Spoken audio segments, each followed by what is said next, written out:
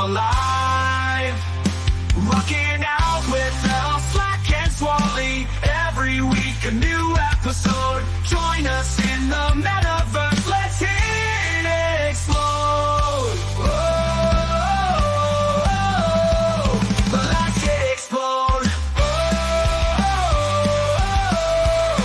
Let's hit it explode.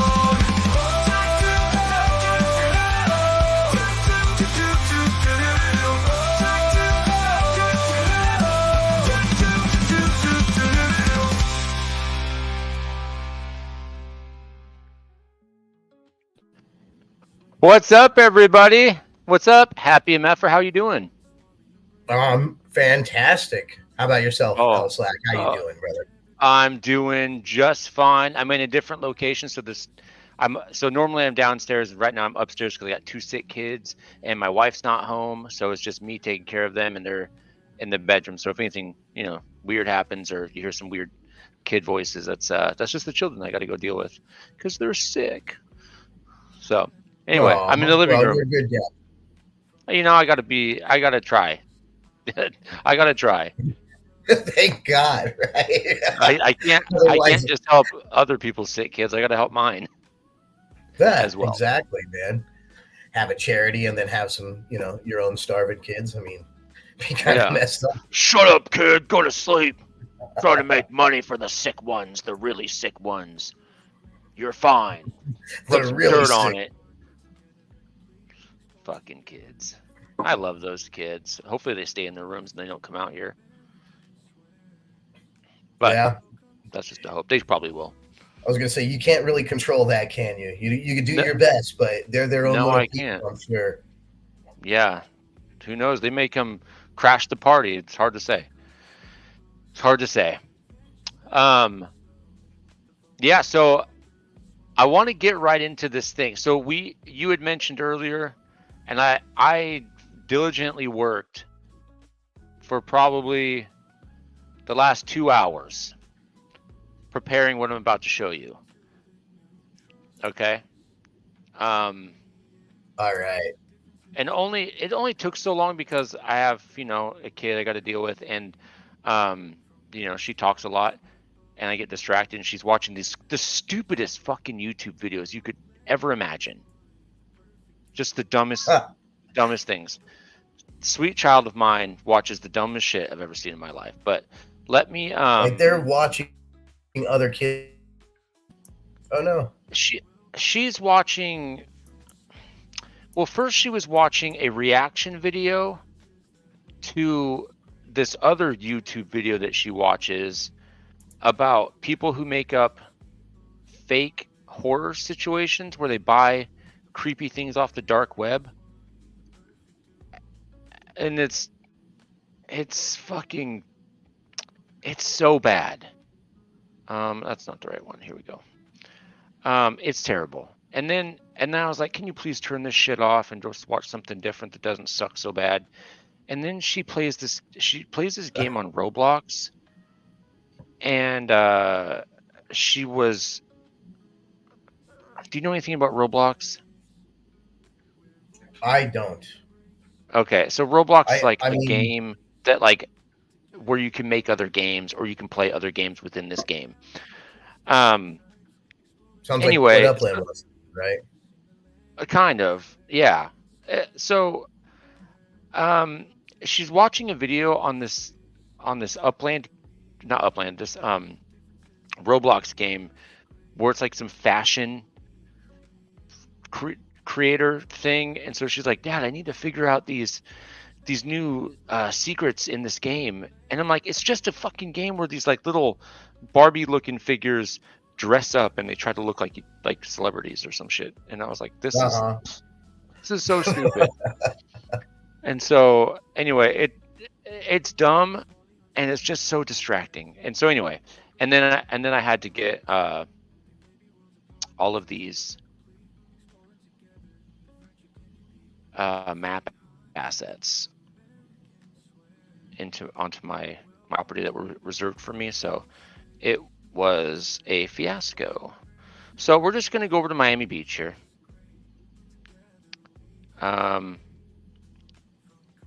and I know that the ninjas were talking a little bit of shit, right?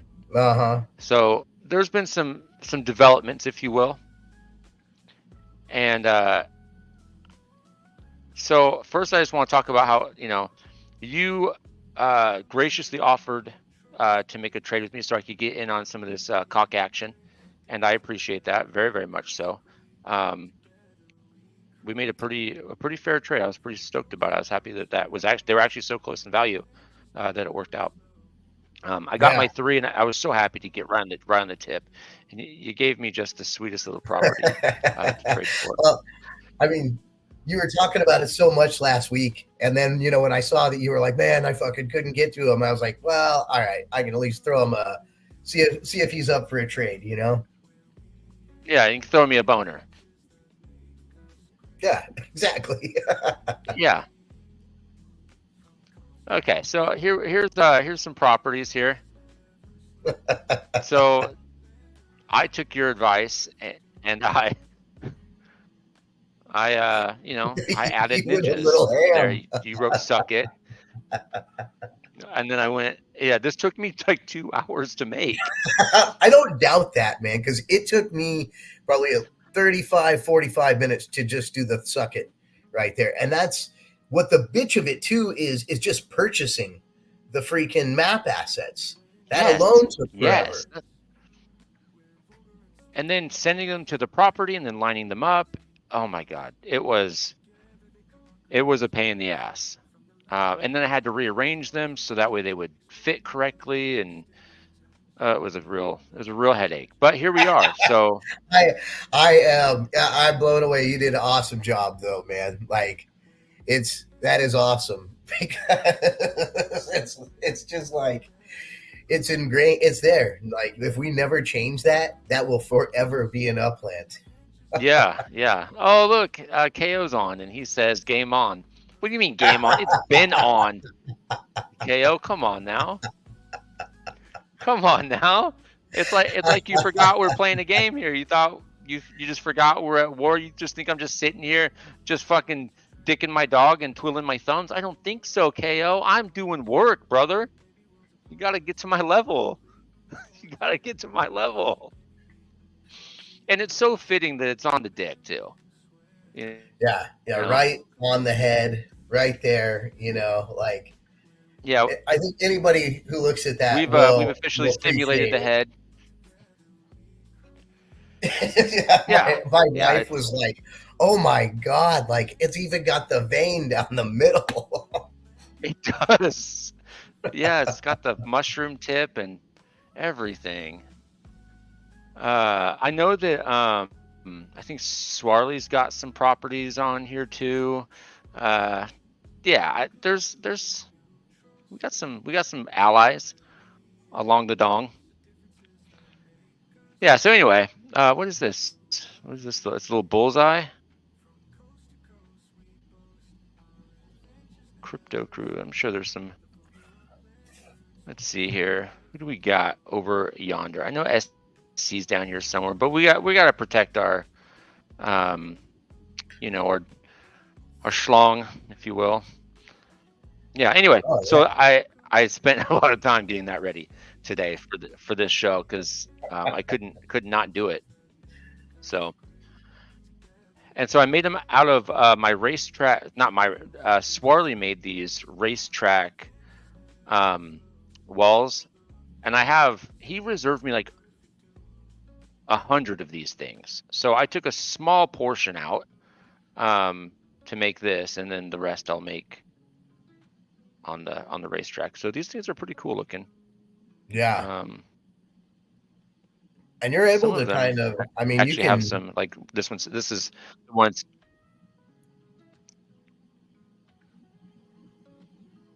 What were you gonna say?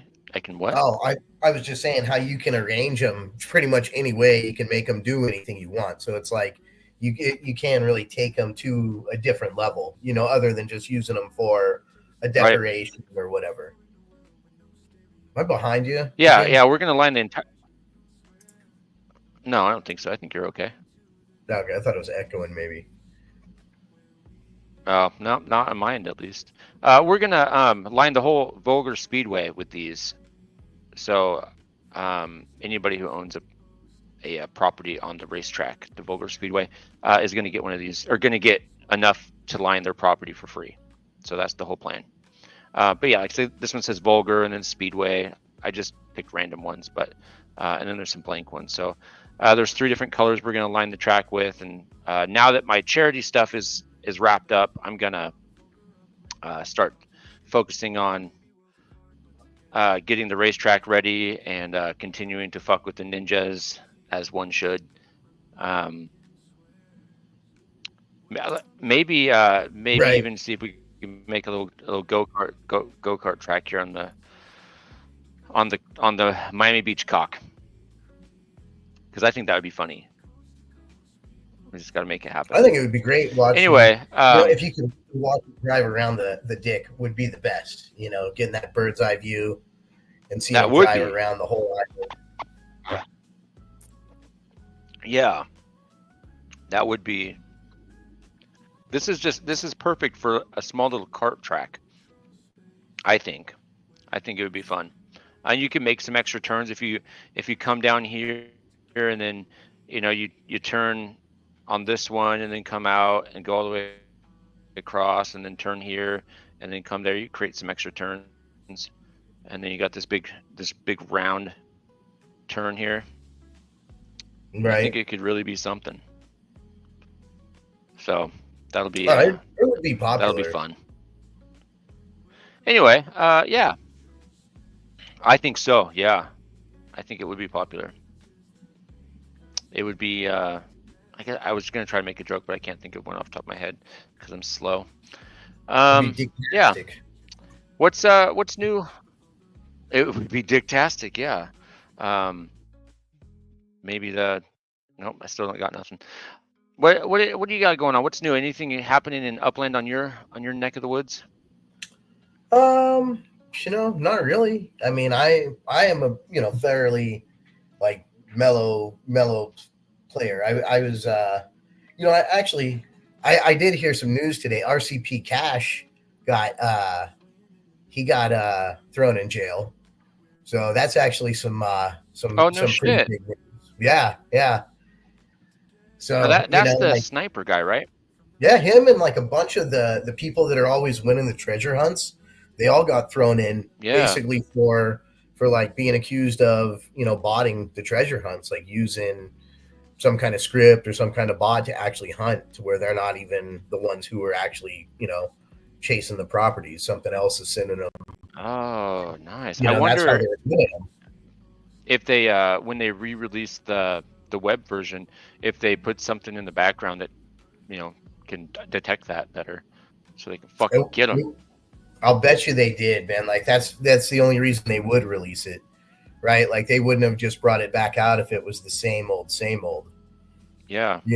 And so I mean hopefully they ban these players or they Right. fine them very heavily, because I mean a lot of them, it's like it just ruins it for everybody else, man. Especially if you are legit good at treasure hunting, and like there's people out there that can truly find treasure hunts in like fucking 20 seconds or less, even, I mean, or you just get straight up lucky sometimes. But if there's a freaking bot out there that's doing it, I mean, that just makes everybody kind of feel fucked, Yeah, that's bullshit. So good. I'm glad they got him finally. It's not like people haven't been screaming from the rooftops that they've been pulling some weird shit. So Right. Yeah, right on. I saw Swarley was kind of pissed this morning, like they fucked up the release this morning when they. Oh yeah. Yeah, I caught some of that as well.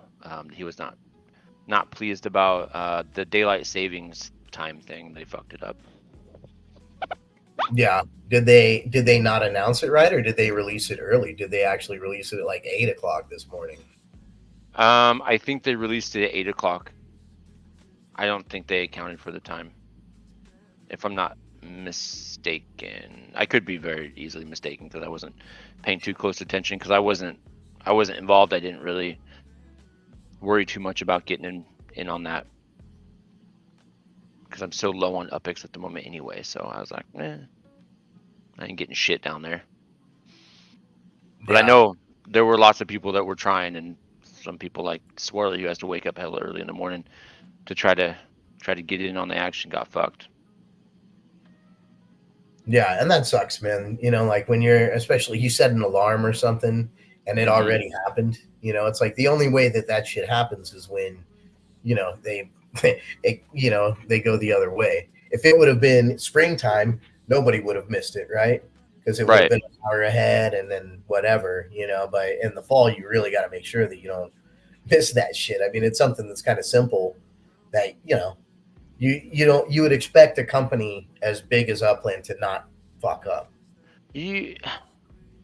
That's the thing.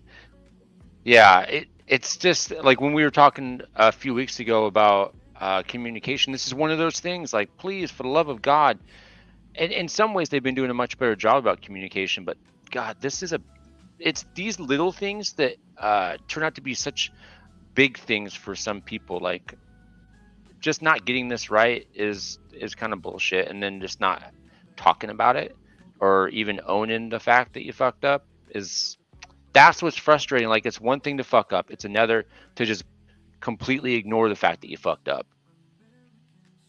Right.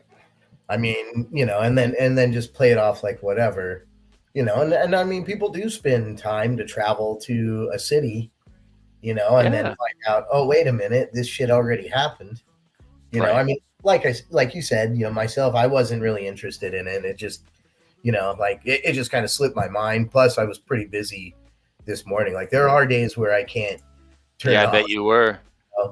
Yeah. You know, sometimes like my phone calls can be worth a lot more than Upland, you know, at work. And it's like, sometimes I know when I can play around, and then a lot of times it's like, no, there's big boy money on the line. You know, I'm not going to miss, you know, a phone call with like a big client to mint some properties, you know. Right. No, I hear that. Well, I don't exactly, because I don't have big clients. I just have, well, I guess I got some fat kids I work with. There you go, man. There's this one the other day. I thought he was gonna fucking assault me. He was doing some shit, you know, trying to fuck another kid, and I caught him. And I'm just like, bro, I gotta keep you away from this kid. Like, you we call it white lining, where they have zero contact. I'm like, I gotta white line you forever, and I'm gonna strip you of all your shit. Like, you're not gonna have any more belongings because I can't trust you. Oh, I'm still here. Your Elgato thing is there. That's weird. Yeah. Anyway, and so he got so fucking mad. I thought he was gonna haul off and hit me, but he didn't. You know. Well, that's good. Yeah. Yeah. I mean, I've thought he was gonna assault me a couple different times now, but he hasn't yet, surprisingly. So that's good. He's a big kid too. Like, he's much bigger than me. I would definitely have a hard time with this one. Yeah. He, like, what do you think he weighs? Like 250? Yeah, maybe 265. He's a big kid.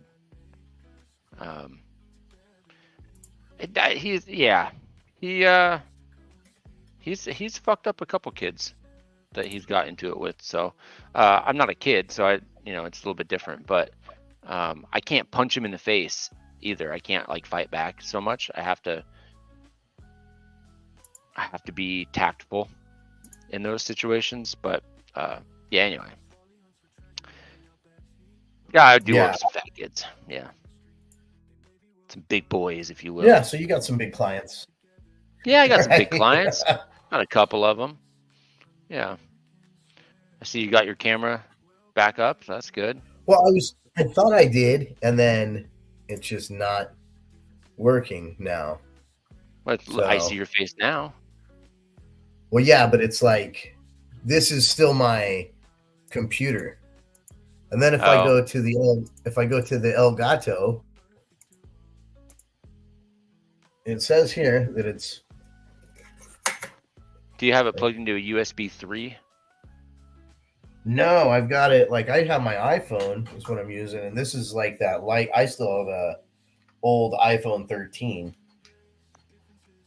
Well, all iPhones are trash, so you should probably just throw it in the garbage right now. Oh, you're not. You're breaking up real bad, but the iPhone, huh? No, I hate the iPhone. The iPhone's a piece of shit. Oh, look at that. Look at that. Look at that clear view. There we Now go. That's a little better. Yeah, imagine that, man. I'm actually coming through a little bit. Yeah. All right. Your audio is not synced up, as to be expected if you're using a cell phone, especially an iPhone, because those things are pieces of shit. But that's okay. To each their own. Should I go grab my I got a work phone that's Samsung. Yeah, you should use that. It's definitely better though. Yeah, the quality is better. Yeah. There we go. Yeah, it's opposite of me. So I have my personal phone's an Android phone, but my work phone's an Apple, and I fucking hate that phone. I hate that stupid Apple phone. It's terrible. Yeah. It's, man, like if you're one or the other, you're kind of like stuck there, right? Like you're not gonna fucking be like, oh yeah, no, I'm gonna switch over to Android. Like I couldn't do it. You're not gonna switch over to Apple.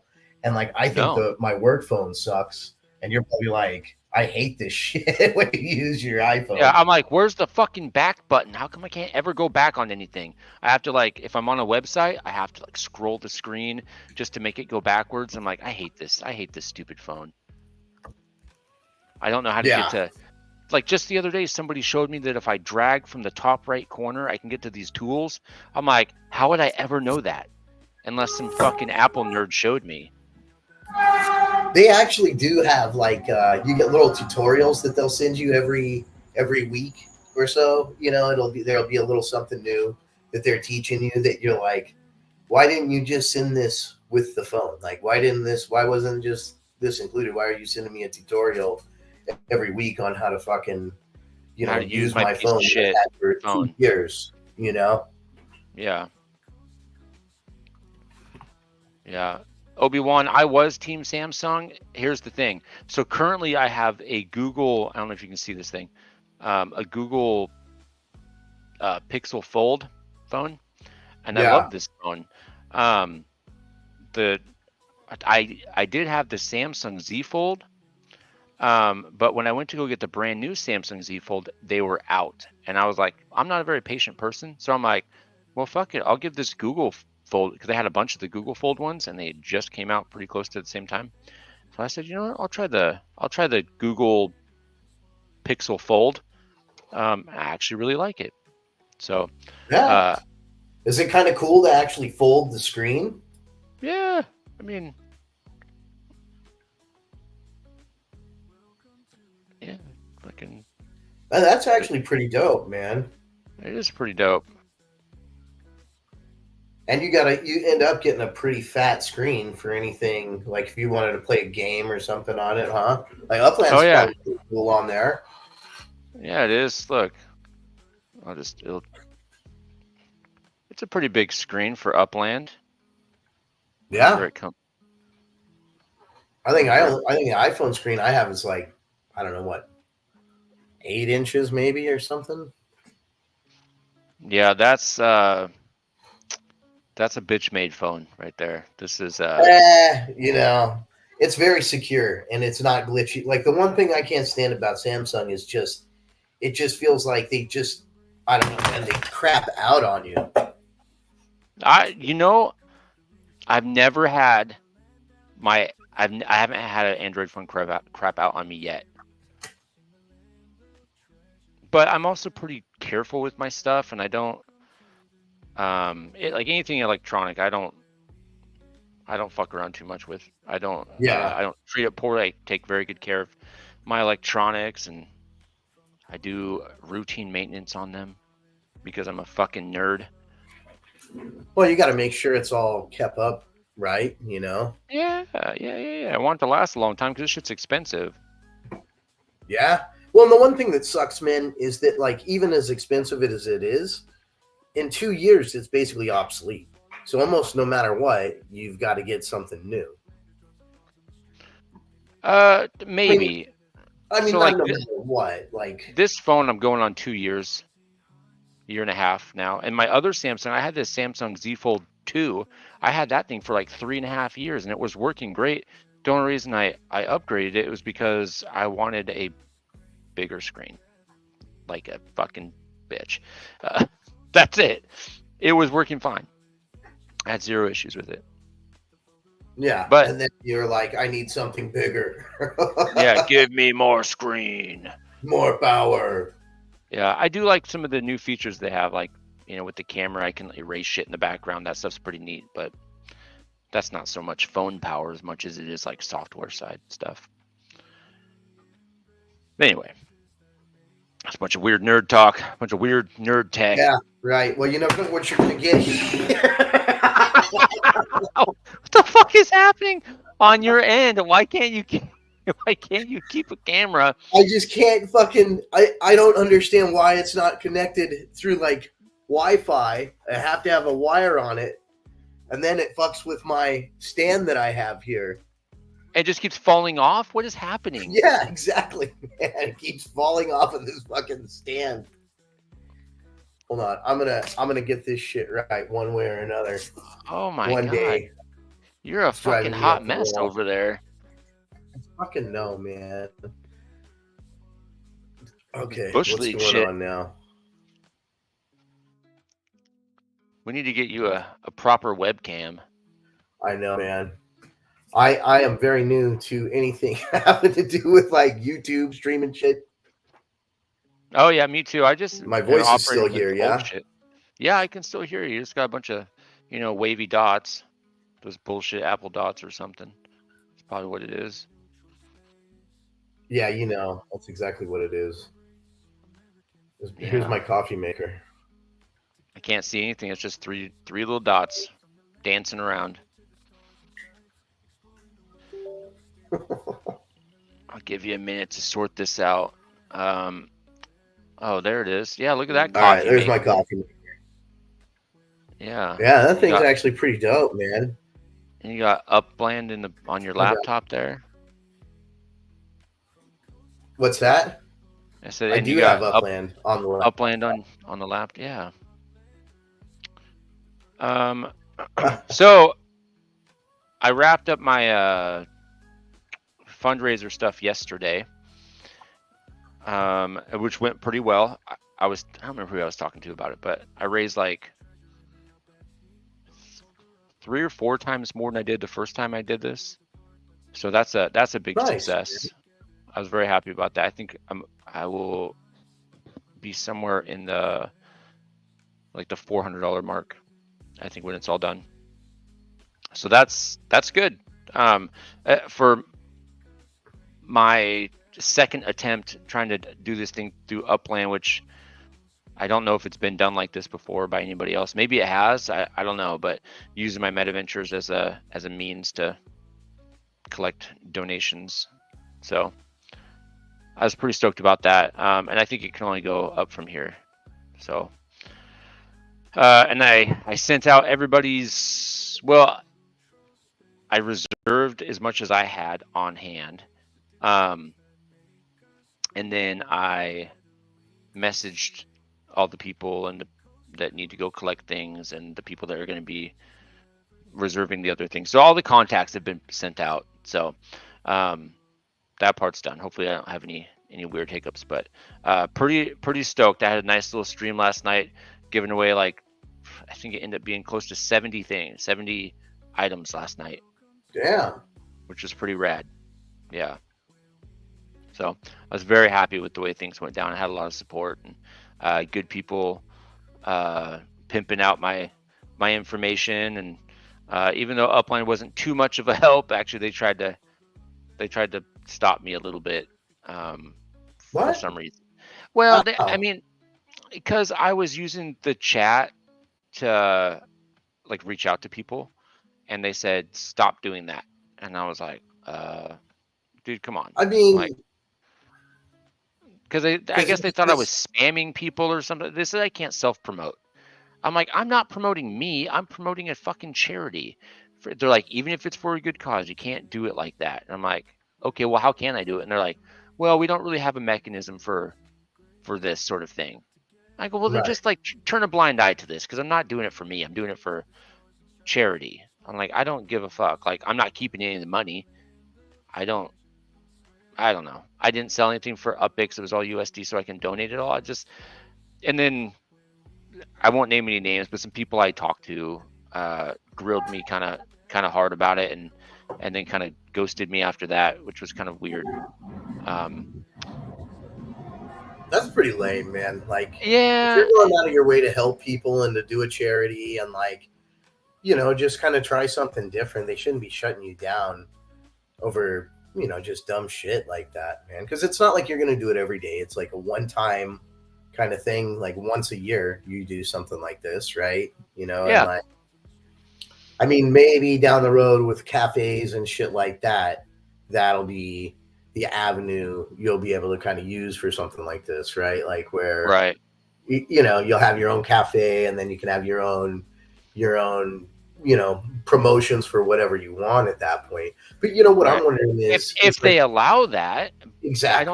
I don't know if they will, because I think part of the problem was that I was using like a third party site that I was directing people to make donations, but I was like, that's just one avenue. Like, all of it can be done in just Upland, but that's where some of the information lives. And I think that was the problem. But I'm like, everything I'm doing is Upland related. Everything. That site links you back to Upland, and that's just a place where you can get information and make a donation. But yeah, it was like I said, nobody was mean about it, but basically I was told, don't self-promote anything that you have going on the chat and on Discord, which I got. They said, we warned you on Discord. I'm like, I didn't even do anything on Discord. I talked to one person that happened to be a moderator, and I don't know. They didn't seem very impressed, and they kind of.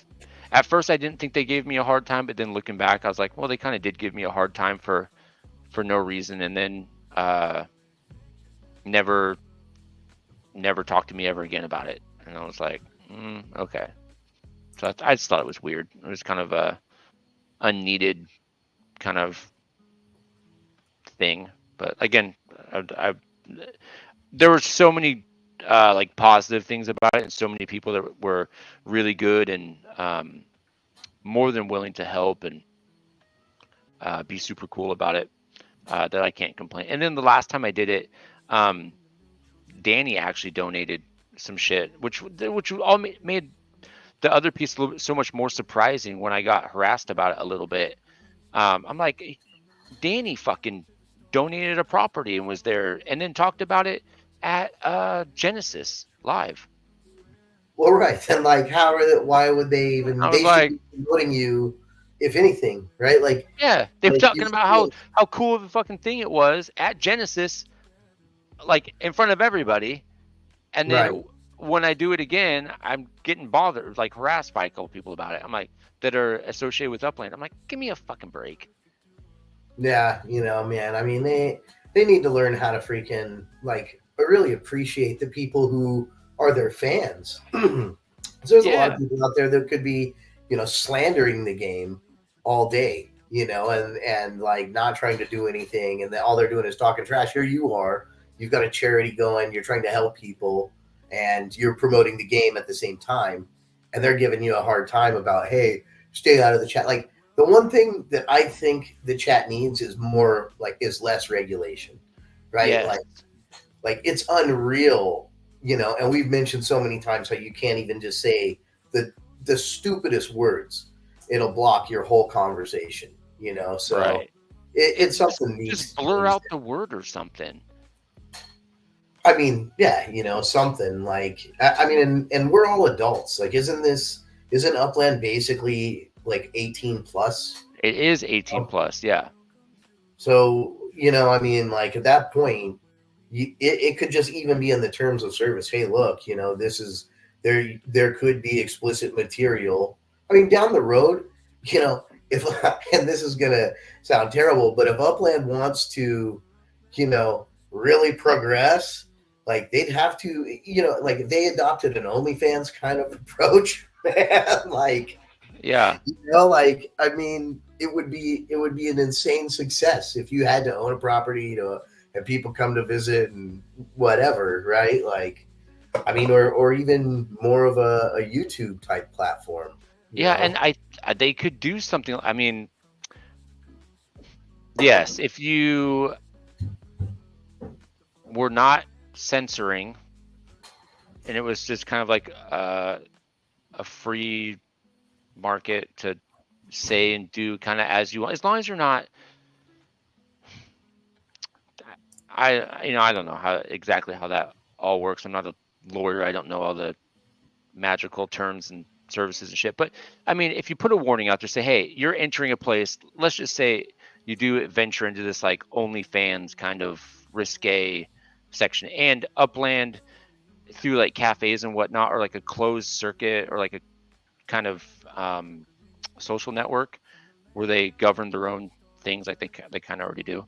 But like, say you didn't have to go through YouTube to Right. put videos on, and you did have like a like an OnlyFans sort of thing, and you have a warning like, hey, before you come in here, like this is what this is about. Are you sure that that's what you want to do? Or even just have a certain section just like off into an island or something where like it's like an NSFW kind of section, like you cannot go here unless you're KYC'd or without some sort of like boom, hey, you're entering a space that's unregulated, right? Yeah. Yeah. 100%. Warn everybody. Let them know. Hey, this section is for this.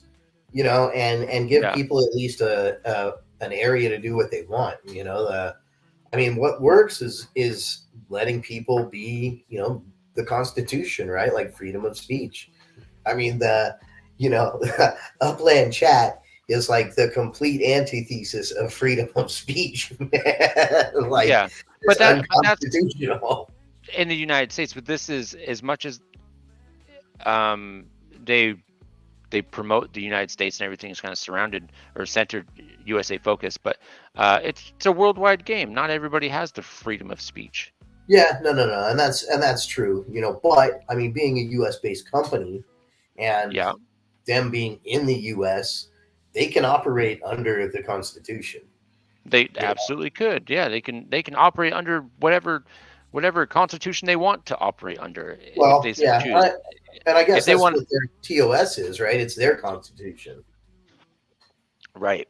And if they want to, there's no reason why they couldn't allow a freedom of speech, or just not censoring people, allowing people to, identify and act how they see fit, as long as they're not, causing harm, like doing like hacker shit or something, or spreading viruses or whatever. right? But I mean, look at Twitter or X. I mean, it's not censored, and you can definitely go down some pretty gnarly rabbit holes over there. Oh, yeah.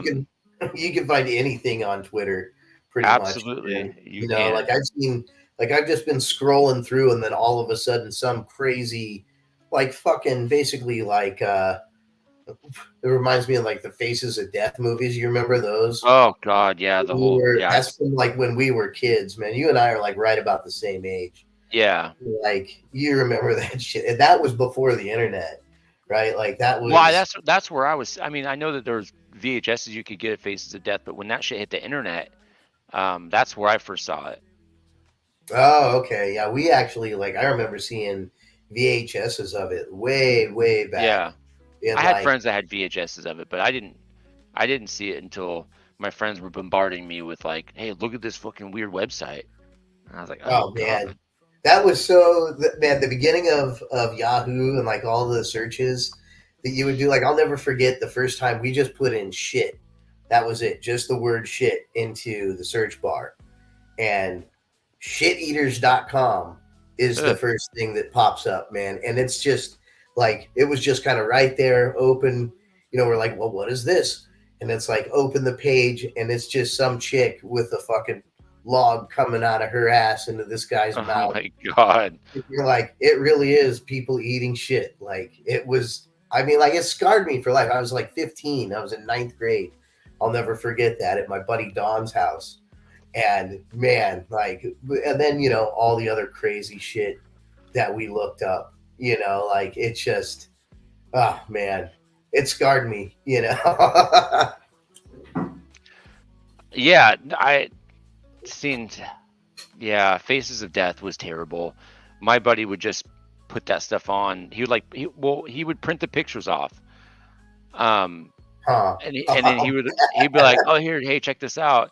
And it would be like somebody's head like flattened by a truck or something. And I was like, oh my God, man, why are you making me see this? And then Yeah. he laughed because I'd be like, oh, that's fucking disgusting. But yeah, I mean, what if Upland allowed us to have that sort of shit on, you know, somewhere? Well, yeah. I mean, let us. I mean, it doesn't even have to go that far, you know. But like, No, yeah.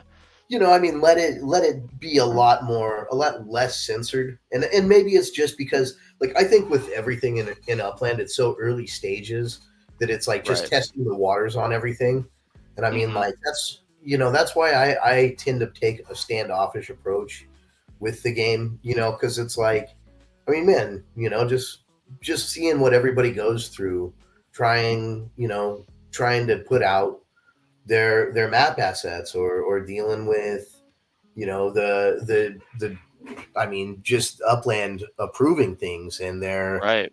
them not even really being sure of what is acceptable and not acceptable, because maybe one time it was acceptable for them and then they learn that, oh well, when we did that, this happened, and Right. so it's better for us not to do it this way. I mean, right? Like we don't know that shit.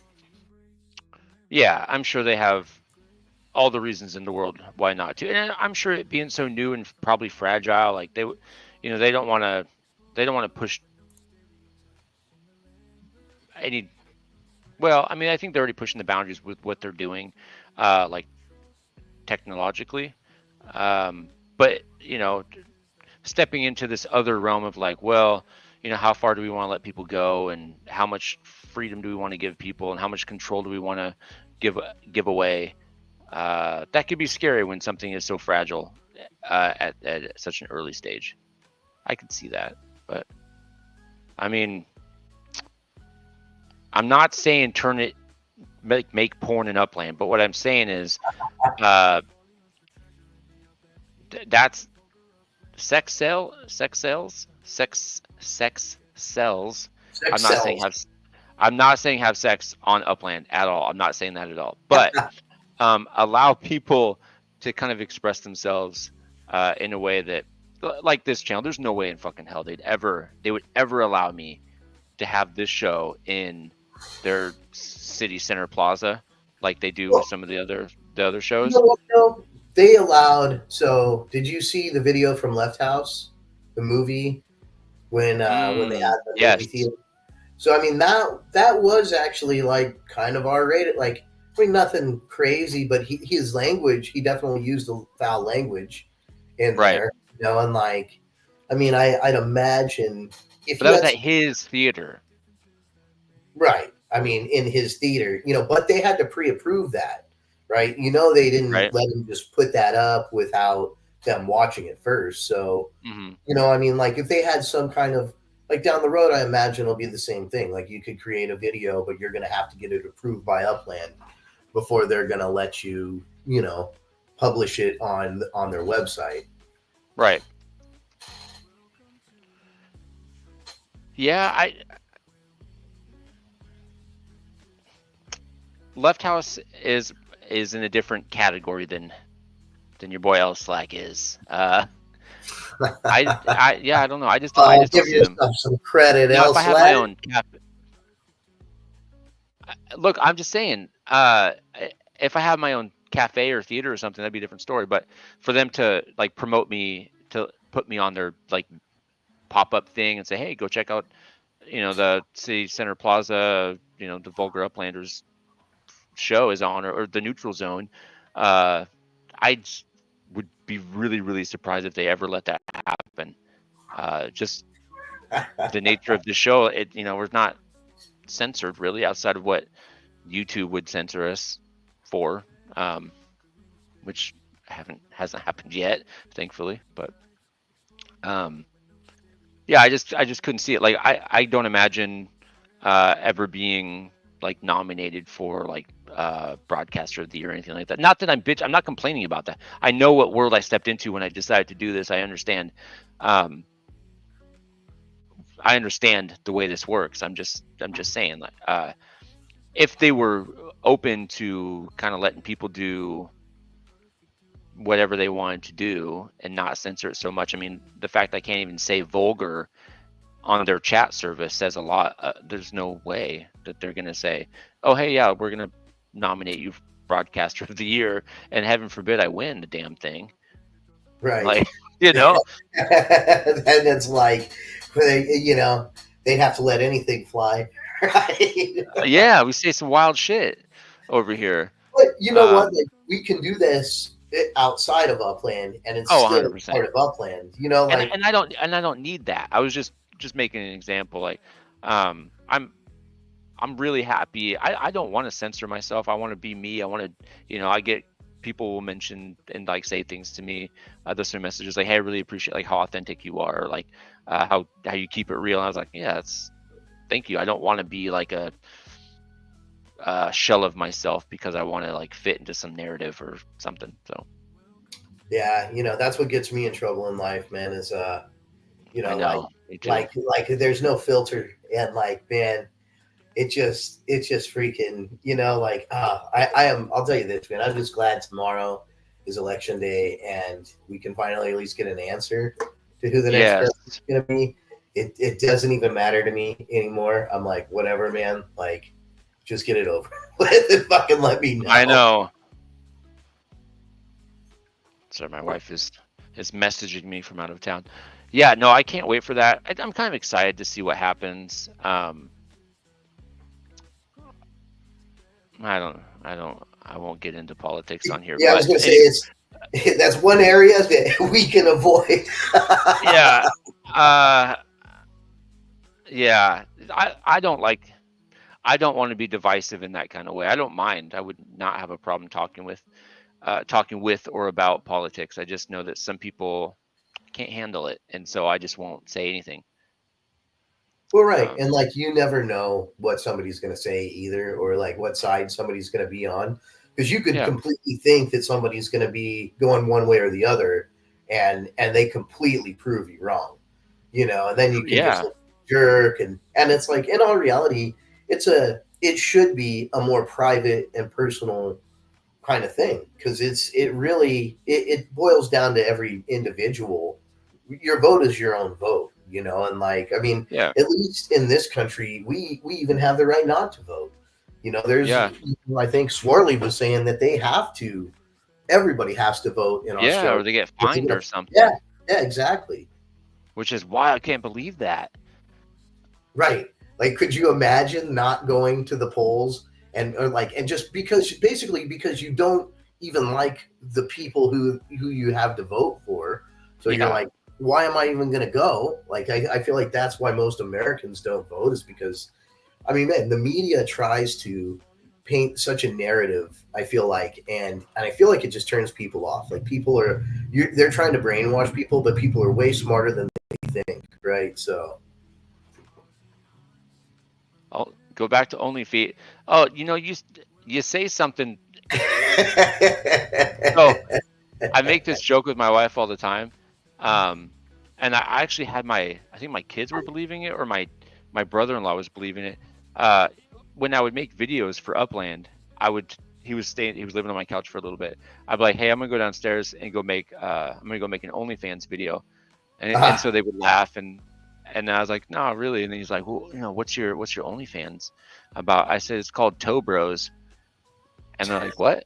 I go, yeah, it's called Toe Bros. They're like, I don't ever put my face on there. It's from the knees down, and I just make videos with my toes, and I do all kinds of weird shit. Like I would tell him like one time I was like, yeah, I was down there rubbing my feet in the litter boxes before I cleaned them out.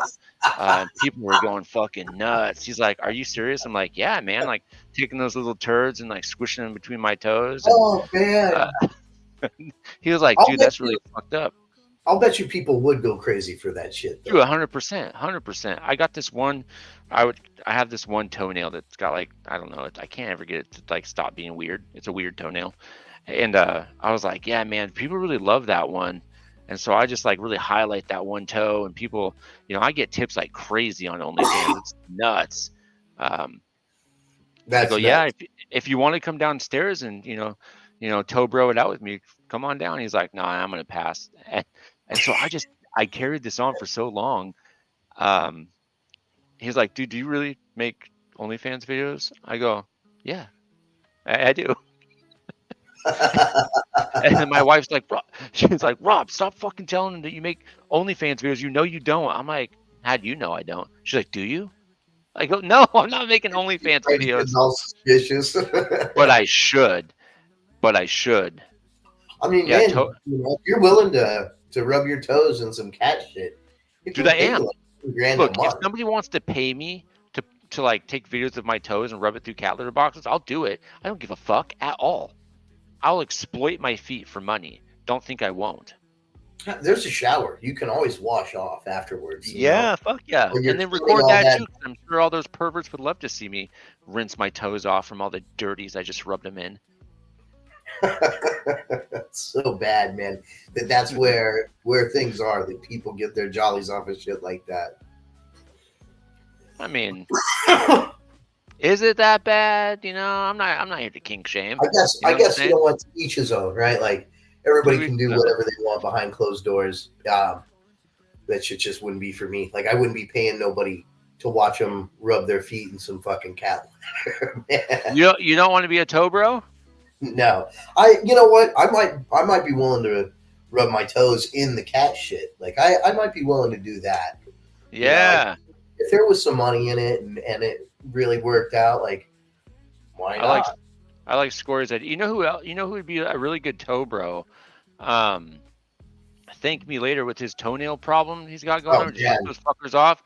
Dude, I bet we could make some serious cash with some weird fucking toe things. Yeah, people thank me later if you're watching this. Let's start toe bros, bro. Bring these bad boys up. No, I'll keep them. I'll save that for the paywall. You don't get a look at these beauties without paying for them. Maybe that's what I'll do in my cafe. You'll have to pay an entry fee to come in and watch my fucking foot fetish videos. Yeah. You pay for entry and you get a Toe Bros map asset to go put on your property. There you go.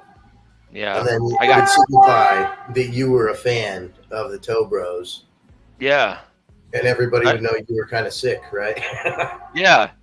Yeah, maybe they can make the fucking Dong Island, the NSFW location. Or I should call it the Shocker Island.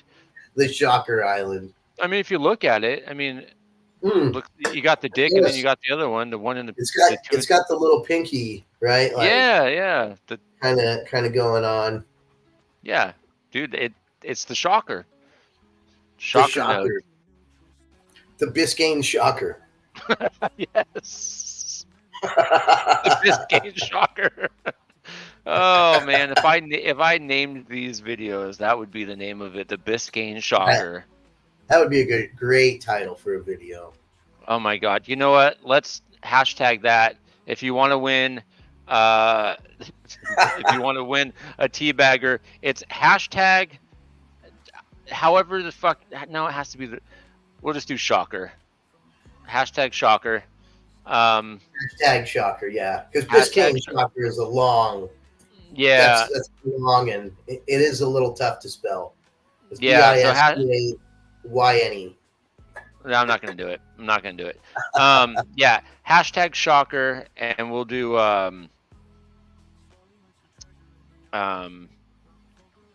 that'll be the giveaway for later in the show.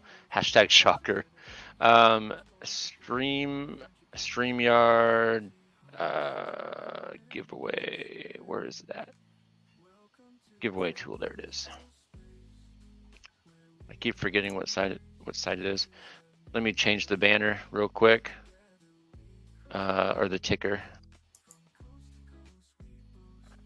Where is it at?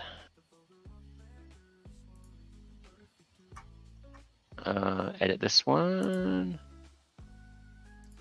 Hashtag shocker to win a teabagger.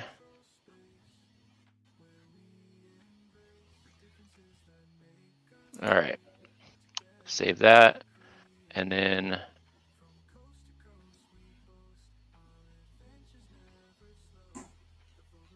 there we go. Good stuff, real good stuff. Hashtag shocker. Ooh, that's not the right one.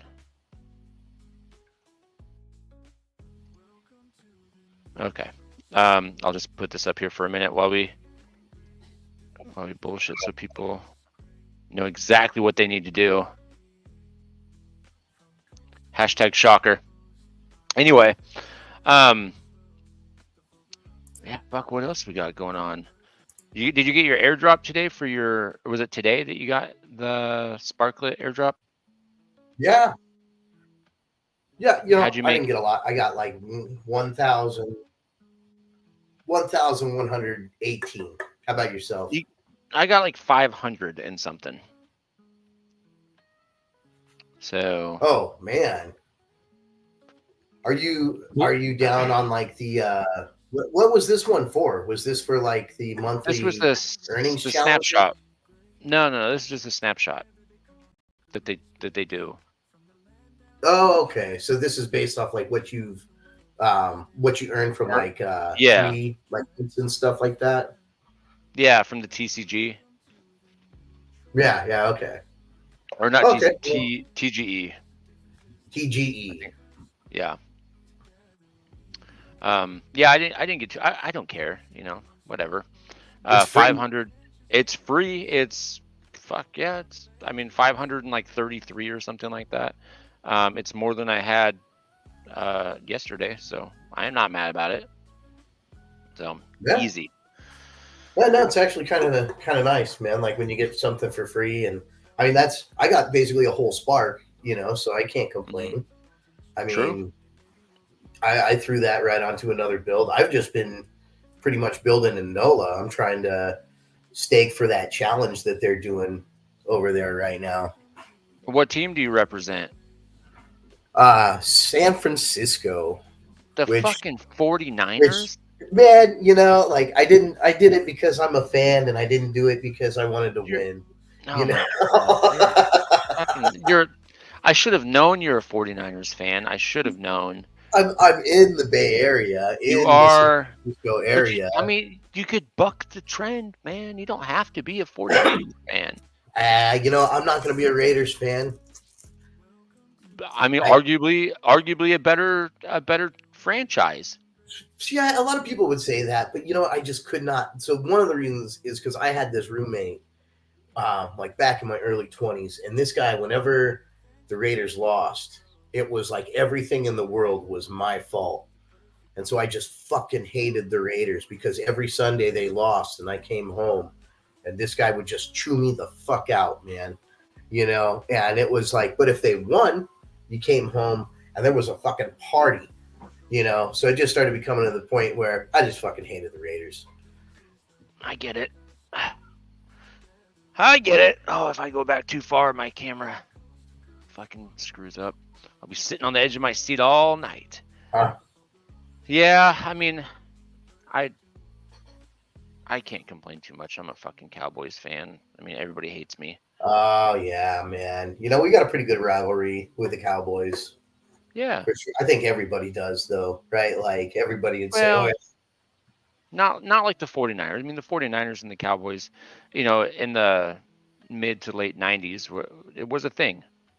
So, well, yeah, actually, yeah, the early to mid 90s, I should say. Yeah, it was the Cowboys and 49ers duking it out every year. yeah, no, for sure, man. The Cowboys were fucking ruling the Super Bowl for like the mid '90s, but like '94 to '97, I want to say.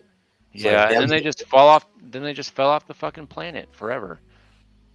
Yeah, it seems to happen with a lot of football teams because I don't know, like you get so great, I feel like, and then there's such a legacy to have to live up to that, Right. like it just like you reach a peak, like everything kind of peaks, and then it's got to correct, and then you kind of make room for the next thing to show up Right. or the next team, right? Because it's like, I mean, that's why it's so amazing when any franchise can consecutively win back to back.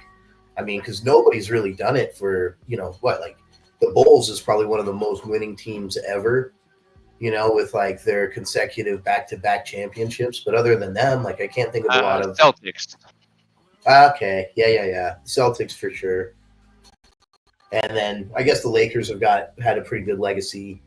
But like football wise is a little different, I want to say. Like because football players just don't last as long as basketball players. It's a fucking rough game. No, yeah, it's hard. I don't think there's not one franchise that's won it 3 years in a row. So Yeah. you have a I training want to say like background or 3 is I do, man. I have my window open over here.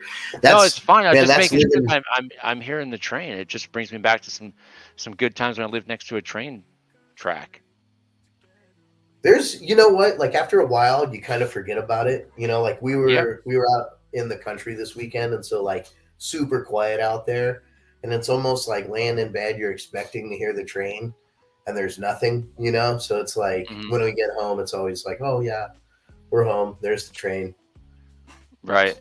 And they fucking run in like the middle of the night, and they'll blow that damn horn at like 2, 3 o'clock in the morning. You're like, good Lord, just laying on it too. Oh yeah. They give zero fucks. He runs until 1 a.m. and then starts again at 5 o'clock in the morning. Oh, So I mean, you're 4 hours without the train. the one that was right behind our house just was whenever. There was no time. It could just randomly show up at any time, and it would fucking Like lay on 3 that in the horn. morning or something. 3 in the, yeah, it would happen all the time. It was super Fuck annoying. that, man.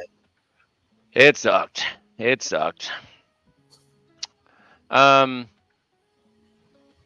Yeah, so you're sparking in NOLA.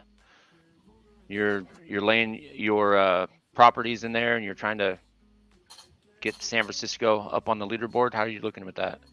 Yeah, more or less, it's just like I think it's the more spark you stake, the more you kind of share in the prize pool. Because there's two different like staking things going on. You got the football team, like whoever has the best, whoever snapshotted and you end up being on the winning team at the end of the season. They're going to have their own or a bigger stake, I think, in the whole prize pool.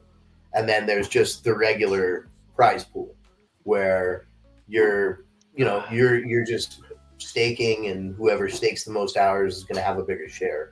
So I just figure if I can just keep staking in there the whole time, I'll have at least something, Right. and then, hope to get some more.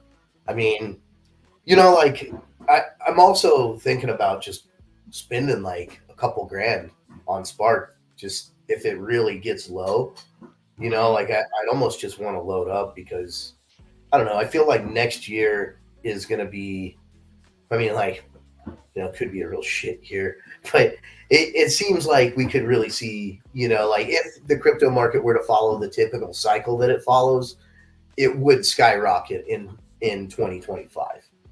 Like, are you familiar with like how the crypto cycles kind of work? No, I have fallen off Well, I had up until recently. And even then, I didn't really follow it too well. Explain it to me. Tell me and everybody else, all of our Well, 3 other I people. mean, it's basically just like a 4-year cycle, right? So, Mhm. and it kind of goes with the election years. So what happens is every 4 years, Bitcoin has its halving, where it cuts the rewards in half.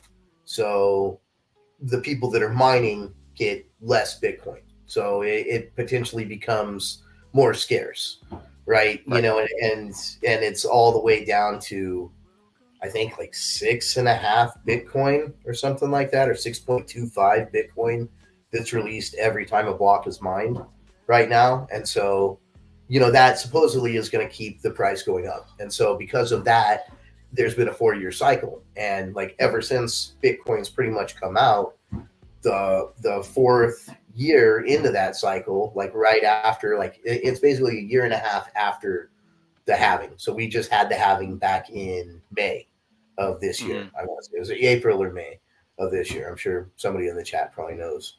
But then you know we've kind of seen a pretty big rise. Like Bitcoin actually did make a new high, but it really didn't progress from there. It's retraced a lot, and this is very new. Like this kind of stuff hasn't really happened before in the cycles. Like Bitcoin charged up kind of early, so to speak. Like normally it's pretty flat and kind of going up a little bit and then comes back and then flat and then whatever. And then it really takes off like right around this time of year, typically like right in the election, after the election, we'll see it take off.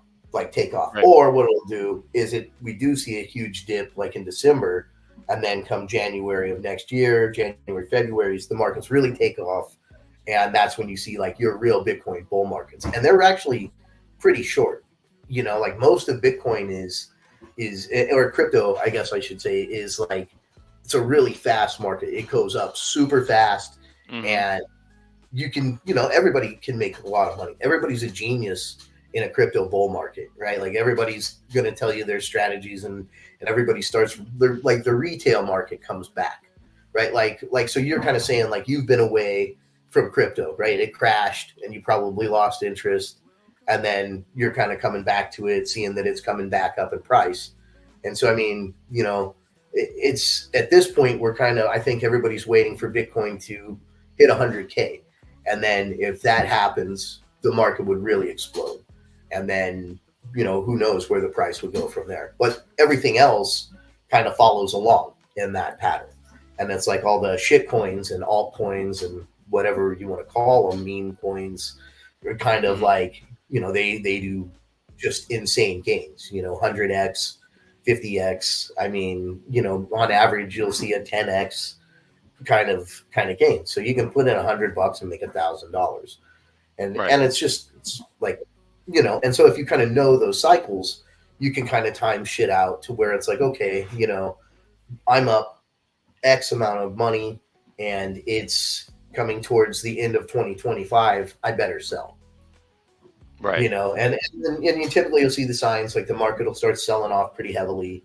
I mean, like in our last bull market, like it was kind of crazy because it went up really high in like April, May of 2021. Like when I first started playing Upland, was kind of one of the main peaks of crypto, and then it crashed all the way back down to 30K or so. Right. Then bam, it came back up and made an even higher high, but just slightly. And then boom, that's when we had our real bear market start. Prices sold off. There's always something that comes up that causes sell off. Like this last time, it was the FTX scandal, right? Like that caused everybody to sell their crypto, and then people lost 85% from the peak if they got in, and everybody was bitter. And that's nothing new. That happens every single time that we have like a crypto market cycle. So, Right. you know, here we are at, you know, the end of 2024. We just had the halving.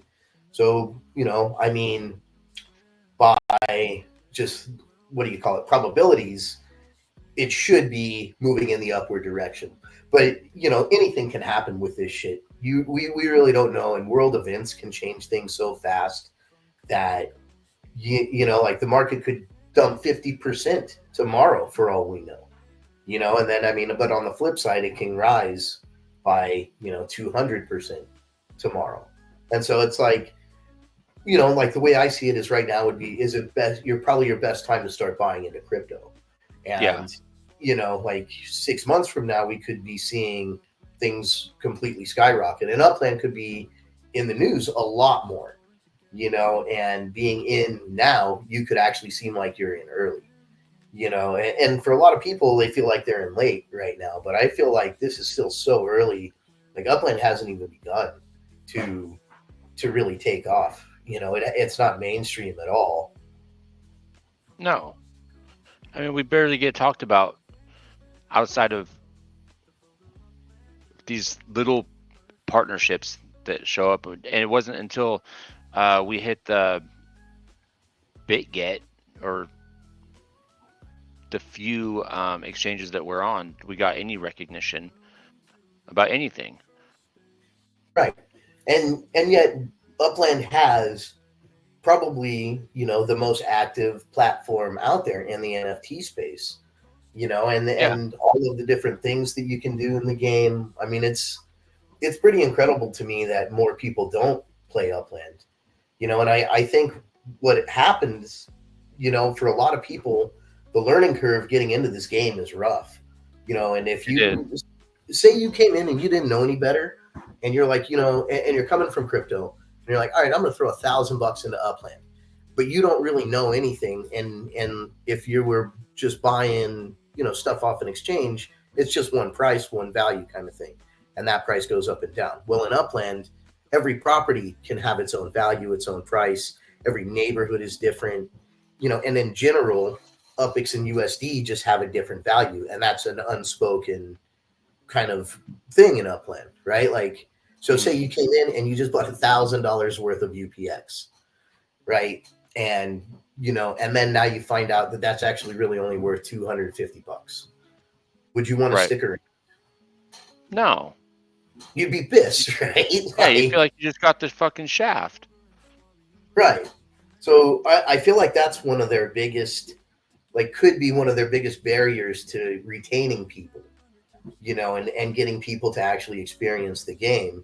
Because, I mean, if you get burned right off the bat, I mean, and then you're going to go tell everybody else that it's a fucking scam.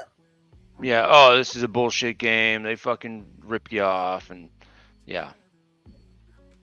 I mean, like I've heard a lot of people kind of say that, and it is hard. So I think Upland would be, wise to actually put something like UPX Land right in the game. Like, actually give us that and have that as part of the tutorial.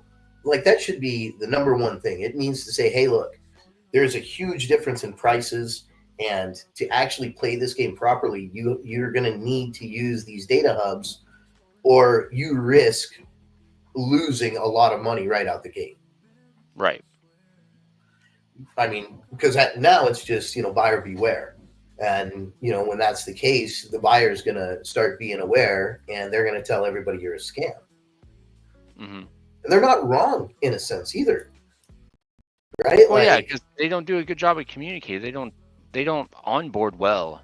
They don't explain what UPX is and how it relates to the USD. Like, that's a fucking mystery. Right.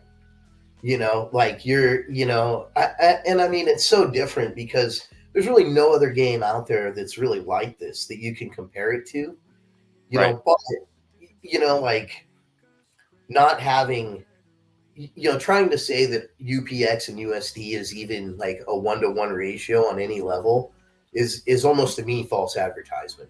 Like at this point, because you can't get a 1-to-1 return on it. You can only buy it one way, like to Upland's credit, say somebody did spend $1,000 and just bought UPX, and then they participated in a city release. Like, sure, they could potentially turn that around still, but they would have to know to participate in a city release. And I guess, the new hub does a much better job than it used to do about explaining the game, but it still lacks so much, but I haven't looked at it recently, but I don't think that they're going to want to deter people away from spending, top dollar to buy their in-game currency. They're not going to say, hey, it's a better deal for you to go buy off the secondary market with USD. There's no way they're going to fucking do that, because then they're only getting 5% instead of 100%. Yeah, but if you get a lot more players and they stick I around, that agree with that. 5% over time is going to add up to way more money than that quick $100, that quick $1,000. You know, you get people that become lifetime players and that are willing to, like I myself, I have months where I put over $1,000 into this fucking game, man. You know, like, and I'm kind of small potatoes compared to a lot of people out there. Right. And if you want those people to come in and play this game, you've got to set it up so that they're aware that there's at least a chance of succeeding, you know, as opposed to, hey, I want your money, buy the UPX. Like it like to me, it shouldn't be a cash grab. It should be very clear, like, hey, this is a long term, probably make the use of the term investment. This is a long term investment. If you're getting into this, this is not a quick flip. But that's not. I don't think that's not sexy. known. Yeah, right? No, that's not sexy. Listen, like, hey, play this game for 5 years and you might make some money. Who knows? Right. You don't want to advertise it as the game that never ends. You're never going to get your money out of. You know, well, you might if you do it the right way. I mean, look at like World of Warcraft. That's a game that never fucking ends. All those MMOs are games that never end. This is an MMO essentially. It doesn't need to have an end, but you got to have a hook, a reason for people to keep coming back. A strong understanding of what the fuck this thing is, so people want to invest in the world. Because like World of Warcraft and all these other MMOs, they don't get any, like, you don't leave with anything, really. Right. Upland will give you can leave with really. Yeah. But at the end of the day, you're people spending fucking buco bucks just to put into a game that they're never going to see any kind of return on ever. Upland needs to tap into that. They need to understand what kind of game that they are. Yeah, no, I mean they could. I feel like they miss a lot of opportunity, you know, to really appeal to a larger income bracket, you know, like, because if people are afraid to put $1,000 in, you're never going to bring in those millionaires, you know, and somebody that wants to put $100,000 in, you know, and if you don't feel that money is secure, like, people wonder why Abdullah is the only person in the game with the net worth that he has. Well, hold on. Abdullah may not be real. Okay, let's not get ahead of ourselves. Right, the jury's still out on if Abdullah is even a real person or not. Well, how about this? All right, there's only a handful of players that have even $500,000 worth of money in this game. Fair enough. Right now, and then when you look at something like Ethereum, something like like Bitcoin, like, I mean, even fucking Decentraland, right? Like, those games have these giant market caps, and it's because that people have actually bought those assets and they've put in a substantial amount of money, you know, like, and so that's why I think a lot of those games got so much more attention. Whereas it's like Upland, you got 10 guys who were willing to put $500,000 into a game. Well, and they also have a cryptocurrency that's been on the market since day one. Well, and that too, right? Like, and in a sense, like, I actually think they did a pretty good job of that. And I think Sparklet was a much better token to put on the market as opposed to UpX. Like, UpX would have just been a disaster. Like, it wouldn't even be worth fucking the minimal amount it's worth now. Like, it'd be worth pennies. You know, if it went down, figure this, if it went down with the rest of the crypto market 85%, we'd be looking at a 15% mint floor, if not less. Right. Right. So, I mean, I think they did a good job. And now I saw a pretty good comment that was from Level Up Tech saying it's like, this game is like all NFT projects, mint price is mint price, secondary decided by the market, and that's by. Are we buffering? Yeah, it was buffering. I think you're good now, though. All right. So, but you know, like that's very true. And I mean, I think a lot of people miss that as well, is that, you know, Upland's market is only the way it is because we, the players, are the ones that are selling our properties for those low markups. Right.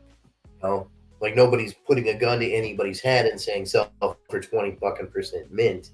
I mean, that's just because somebody needs US dollars. And I mean, I feel like, so like that was almost always the case, like even back in the day.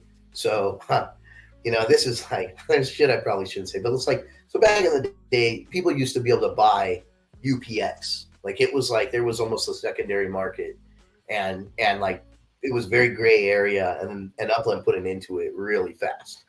But you know, like it was like back then you could get 50% was kind of what it was. So if you wanted to buy UPX for, you know, $500 for a million UPX, there was people that were actually selling it like that.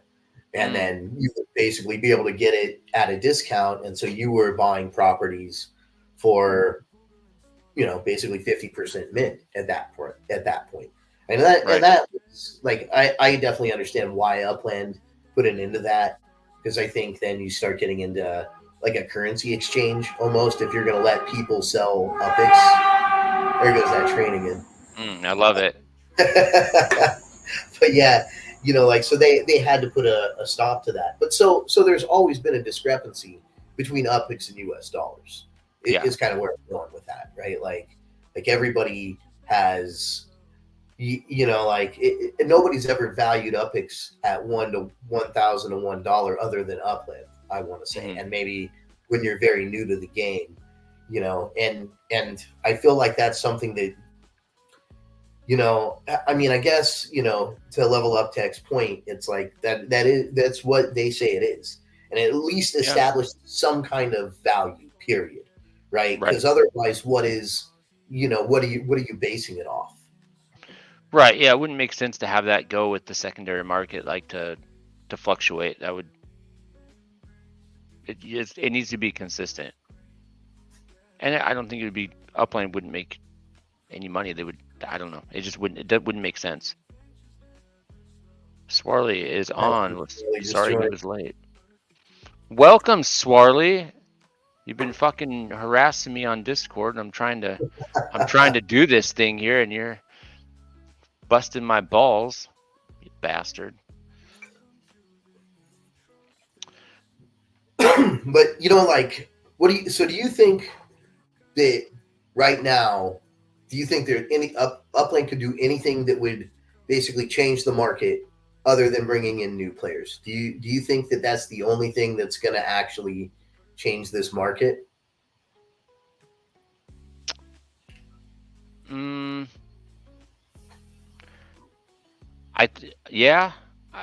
Well, retention.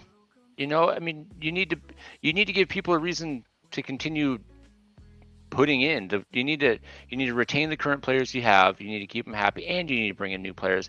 And you got to find a reason for all of them to stay in the market. I don't know what that looks like. You know, obviously that's. I mean, what do you think? Well, you know, like I feel like you need more demand to catch up with the supply. So I feel like unless more people, because otherwise, what is it, 30,000 people that are just selling properties back and forth between each other, and then eventually everybody's got map assets that we're just trading, basically, you know, down the road. Hold on, I gotta talk shit to Swarley real quick. That's right, you work for me, bitch. I'm just joking. Don't stop working for me, please. Swarley brings up a good point. You know, like, do you ever try to talk people into playing Upland? Like I did at one point, and I don't anymore. I do, but like with anything, I'm not a salesman, so I don't push too hard. I'll be like, hey, yeah, do this thing, and I see the potential in it. But anything with crypto, guys, people are just so scared. Even though there's lots of people who make a lot of money with crypto, but people look at that and they're like, it's fake internet money. You can't, like, they just don't believe in it. It's just like it's still so foreign to a lot of people. But I mean, I'm trying to think of like a good analogy, but I can't get one to come off the top of my head. But you Or need just people to have belief in these things, that like you need people to want to adopt things that they've never heard of. You need people to want to take chances and to do something that's difficult and that's hard, because change doesn't come from people that just live in the status quo. You need people to push the envelope and do something brand spanking new, and you got to take a risk. I think anybody who's really been successful has had to take a risk, and if you're not willing to take a risk, you know, you can be fine with that. But I keep hearing in my head like Change Your Stars from that, what's that one movie with Heath Ledger where he was a Knight's Tale, and Knight's you know Tale, yeah. he's being sent off on the boat, and his dad's like, hey, change your stars or whatever, unless you take a risk like Heath Ledger did. I want to go be a knight, right? You do something scary and hard and challenging, and you don't know what the fuck's gonna happen. You're never gonna become a knight. You know, you're never gonna change your life if you don't take a chance. And so, I mean, there's a lot of people out there playing it safe, and that's okay for them. But I think we need to find a reason or a way to show people it's okay to take a risk. But that's not a lot of people. Well, no, and that's kind of the thing. It's like it's hard to appeal to everybody out there, you know, and that's why, Yeah. you know, like I think Upland has something going for them because they do have a game here. You know, they just need to they just need to, you know, they have kind of the start of a game. I want to say it's not exactly a full game. They need to get something that's going to really catch people's Well, attention. they have a platform. Right, they have a platform, but it's still a game. Like, I mean, no matter what, I guess, still, yeah. it's still advertised as a game. Yeah. Right, I mean, it's a proper trading game. What is playing? What is the hook for this? That's this what game? I'm saying. Like for one, the hook is kind of like, yeah, sure, you can get lucky and you can, you know, maybe mint some collections. And I think one of the coolest hooks they kind of have going for them is that it's tied to the real world, and you can own your house in the metaverse, right? You know, like that's one thing that I really liked about it. And when they sold it more as like Monopoly in the NFT space was where I was kind of like, yeah, you know, like I can get on board with that. And I mean, like I was hooked just from the property trading aspect of the game. Me too. You know, and so and not everybody who played Upland and got hooked was somebody who was into crypto necessarily. You know, like look at TML. He wasn't really a crypto guy at all, and he went huge in the beginning. Right. I mean, you know, like he's been playing forever, and so I mean they've shown that there is something there that people will you know buy, so to speak, but they need to add to it. There needs to be that flair, you know, like just there's just something that's missing, you know, and it's got to be. And that's why I feel like they keep trying to figure out what that is, right? And that's why we get so many different aspects. That's why we have the legits, and then we have I think it's that game hook. There's not like a recurring game hook that people keep coming back and be like, all right, this is the thing I got to do to like level up or to advance. It's just, it ends up being the same thing until Upland says, hey, there's a new city release, or hey, there's this one-off challenge that's going to last a week. But it's not like that there's these challenges that you can just keep doing to like get good at the next challenge that's going to come out. It's like I keep thinking of like an MMO, for instance. You can do, I don't play MMOs, but I have played a few of them. There's like raids you can do. You can go in and you can go, you know, go through this cave or whatever, and you can go battle and do all this shit, and you can do it with your friends and loot for chests and shit. You can do that, and you can do that over and over and over and over again, and try to become more efficient at that. I guess that's kind of like treasure hunting, but you do it with a party though. You could do it by yourself, but it's better with a community, just like Upland. But you can do that all the time. And then they'll come out with these special events that have these cool like little things. You can get new types of chests and new things that add to the game. But that's when their monthly events or their weekly events or their seasonal events come into play. And Upland doesn't have something like that you can just do with your friends, that keep you connecting with people in the game, that you can just go back to and just get good at. There is treasure hunting, but again, that's a solo thing, and it's really not that engaging, really. No. And they keep making fucking. There's nothing that really enamors you. You know, like if you could build a community, like you have nodes, but that's all built outside of the game.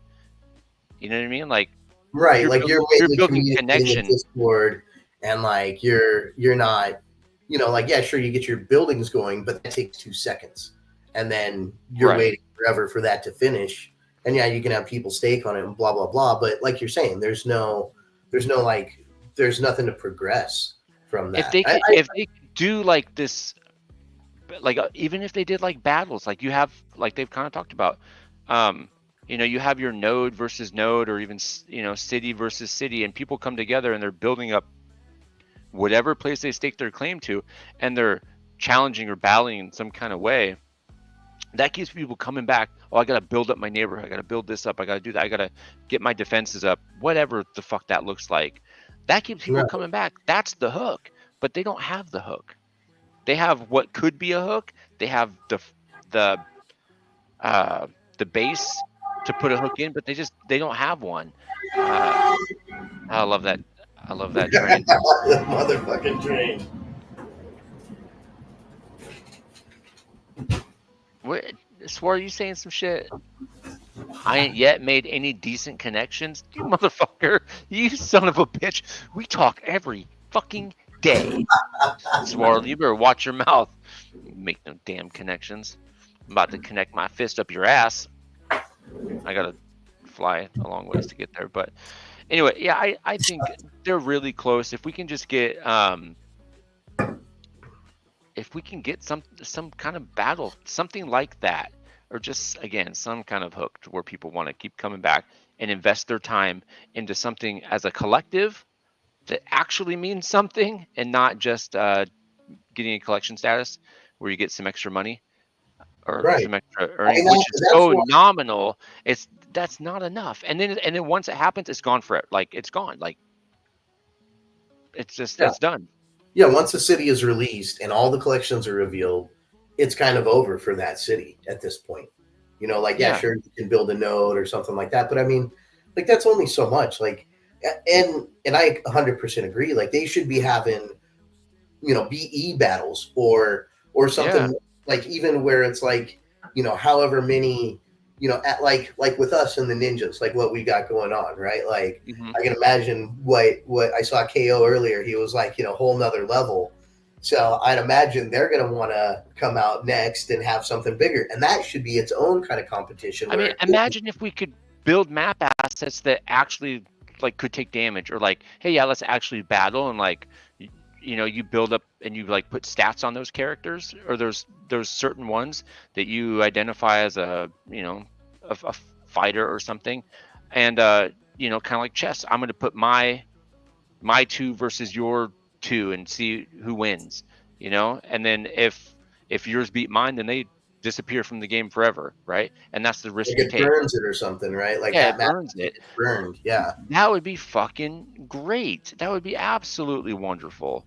If and it was almost supply and demand dynamics. Yes, yeah. It adds some kind of strategy to the game, something that you could constantly do all the time that isn't reliant on Upland making an event. You're making up your own event that actually has some sort of meaning, because people make up, you know, things to do in the game all the time, but they really don't have like any effect on the game per se. Like if somebody wants to do, you know, like a racing league or something, which I joined a racing kart racing league. That's all community based, and they're doing all, the community is doing all the work, and they're putting up they're putting up the funds, they're putting up the UPIX, and all, that's all community based. But if Upland had a first party mechanism that allowed people to come back and that they could build up a character or something, and battle it with another character or something, yeah, you wouldn't be reliant on the game to produce an event. You would just have these things that you could do, and that would be fun, I think. Wage war with whoever the fuck you want. Make an alliance, Granada Hills versus fucking Hyde Park, and all right, put your people on the front lines and let's go to war. Exactly, man. Fucking rad. Upland needs to create those layer 1 experiences, because giving it to the community, it just kind of takes away from the game, I feel like. Because then, like you said, it's outside of Upland. Like all of that racing league and everything, mainly done on Discord, on YouTube, and you're communicating. You're not really even communicating in the game. You might even only spend maybe, like some of those races are like 5-10 minutes max. And then the rest of the time you're outside of the game, and even Right. Blender is completely away from Upland. So they're not even spending time in Upland. Where it's like if they had a layer 1 BE battle, even where it was like, here's they could have a boxing arena or a UFC arena kind of thing, and you put your BEs in there, and every collection of BEs could have their own traits, and if you had a full collection set, then they would, then those traits could be multiplied. There's so many things that they could do like that, and to give it all to layer 2 and to not have it in Upland is a missed opportunity for Upland. Like they Right. need this. They need to be the ones who are like, then it's there, and it's not going away. It's part of the game. And when you very first start playing, you'll be aware of it, and you'll Right. you'll be like, oh, okay, so this is what I need to do. I need to get my home address set, and then I need to start building up my character or whatever. I need to buy a block explorer now. Oh, I need to buy more to finish this collection so that his stats are better. Like, I mean, and then it could even And they've be kind like, of talked about that with racing. Like even if they just do it with racing, like you make your block explorer your driver, and you got to build up their stats so that you can race better. That is something I think, as niche as that may be, is worth doing. That makes it interesting to come back. Even if you don't want to race, you can build up your block explorer, get their stats really good, and then fucking sell it to somebody. yeah, exactly, man. Like they need to have something like that, because then it keeps people coming back. It keeps people engaged.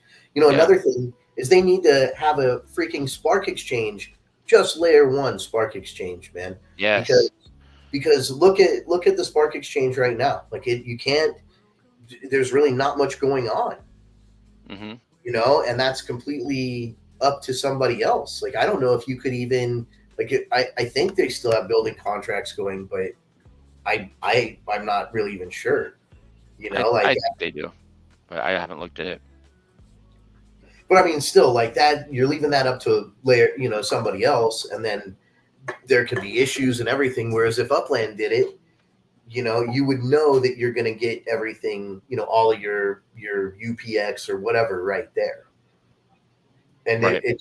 I don't know. I just feel like something like that really should have been done on layer 1, and I understand they probably are spread fairly thin as it is, Mhm. so that's probably why they're trying to do the layer 2. Plus it is cool to be an open source platform and to let people kind of come in and try to create things, like you can't argue with that aspect of it, but to leave it entirely up to the community to develop Right. these things, it's almost Yeah. like hey, finish this game for us, and we're actually going to be the ones who make all the money. Unless you put them on the payroll, give an incentive to stick with it, it's going to be like, what if they get busy? Like, what if something happens? What if they die?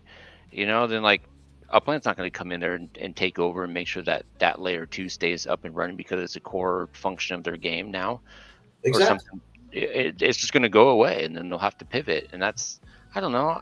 It's cool that they support layer 2, but have that layer 2 again, pay them or something. Even if it's. Said if Upland did it, it would be more broken. Sorry, I couldn't help. I didn't mean to cut you off there. No, you're good. I know I read it too, but Sometimes, Mr. Glass Half Empty. I wanna go over there and just fill his cup up. But I guess I can't. Not yet, but I will. Swarley, I'm gonna come over there and fill your cup all the way up. I'm gonna make you drink it. Make you drink all that shit. And then I'm gonna fill it up again and again and again. As Swarley's definitely had some rough couple of weeks. It seems like, you know, I'd say it's more than a couple weeks, but yes, he's had a rough go. and a lot of people have, you know, but then there's a lot of people who haven't. I mean, I'm actually kind of surprised how many big players there are in Upland. You know, like people that have close to 100 million net worth, and they're like people you never heard of or anything. You know, like sometimes you're just clicking around and checking out properties that are near you, right? And you find somebody, you're like, oh my god, this guy's worth how much? And I never even heard of him. Mm-hmm. You know, so I mean, there's people that have money in the game, and I feel like absolutely, yeah. You know, I feel like a lot of those people are more treating it like a crypto, where it's just supposed to sit on the exchange and not do anything. So they don't even participate in the community. And so it's like they already have so many players that they could tap into if they just built the game up properly. Like you said, give people a fucking reason to play, to log in even. And I guess that costs money. What they're trying to do with all the shit and all that. You cut out for half a second, so I couldn't quite get all of it. Right, you're back. We're back. Yep. Sorry, I don't know. Like if I was going to Upland on my desktop, and then all of a sudden it went, ooh, gonna fuck up. So good old technology and the internets. Right. Anyway, is anything else going on in Upland that you can think of? Oh, really? I think they're going to do the collection reveal this week, right? Oh yeah, on Thursday. Yeah, everything's pretty much minted at this point, so I'd imagine we'll get all of the collections. And like, I would assume so. I'm just hoping that, you know, Biscayne Point turns out to be a collection. That's the only place I own properties. Oh, you spent all of your epics just in that one area? Well, no, not all my epics, but that was all I was even able to mint. Like I got those 4, and by the time I had minted those 4, everywhere I looked was already minted out.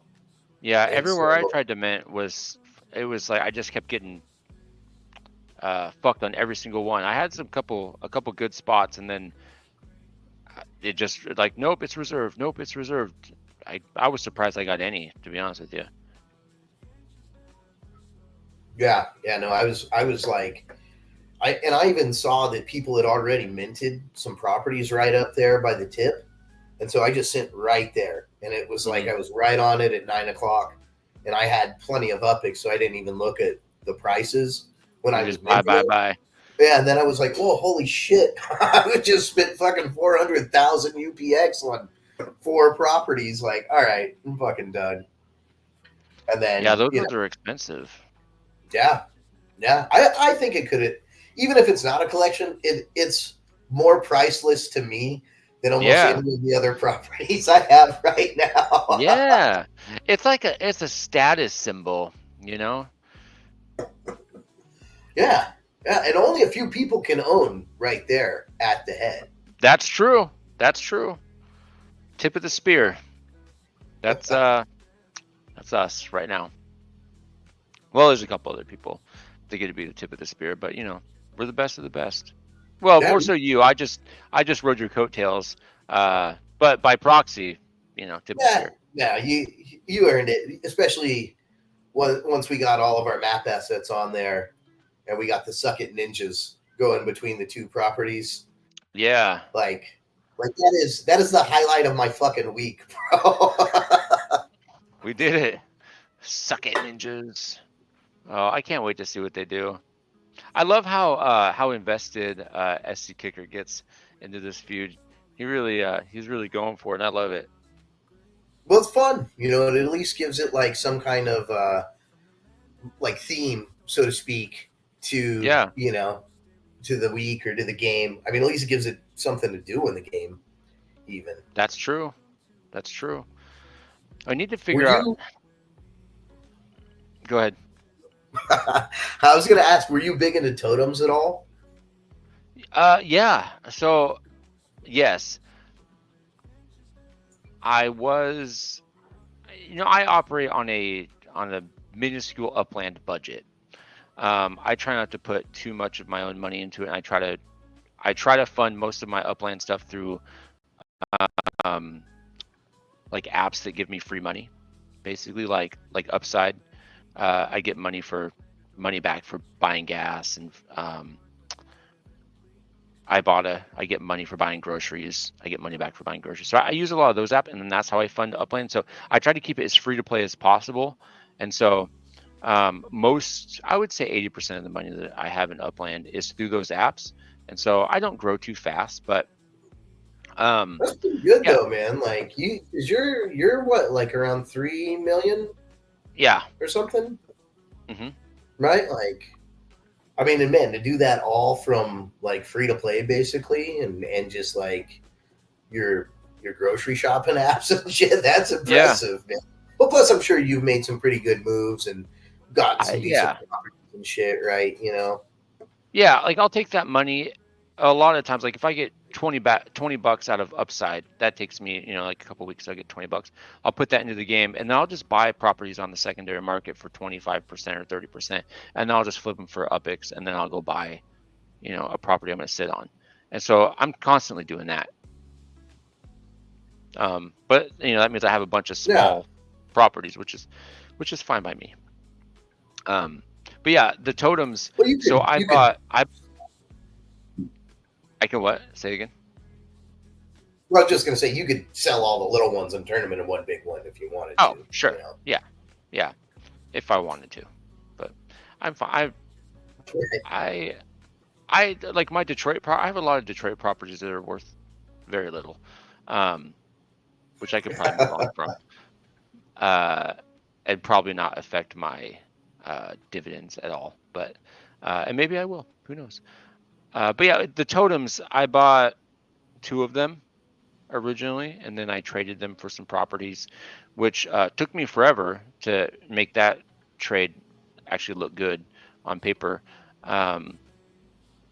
I still have one property that is just now all profit if I sell it, but I did get one totem for free not too long ago. So whenever that happens again, I'll have a Nice. totem.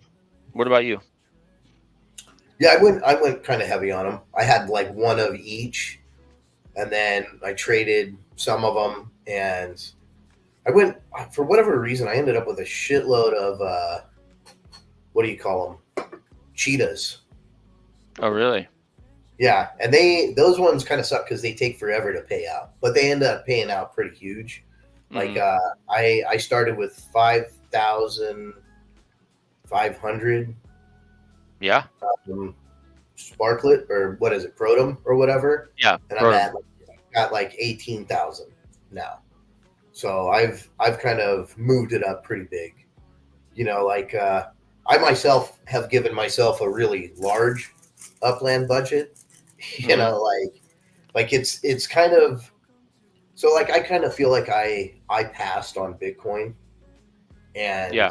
like back in the day, like I like so many other people, had an opportunity to where I could have had a lot of it or whatever, and I thought it was a bad idea. And so like Upland is kind of like, when I first saw Upland, I saw it as what could be a new type, kind of market shaker, so to speak, but I mean, it definitely would take a lot more than what they've done right now, right? Right. Like for them to really get the adoption that Bitcoin's got, because I think even at 5 years of, once Bitcoin was 5 years old, well, that was actually when it really started taking off. If you think Yeah. about it, was that 2013, 2012 Did bull run it, was when it really got, and that wasn't even like big mainstream. Like Well, that didn't would it have been, release in you would have been 2012? early. No. Like Bitcoin's been around since like 2008. Okay. Yeah, I think you're So right. Yeah, it was like 2008, the white 2009. paper I think came out. Yeah. Like the white paper was like October 31st of 2008. I want to say.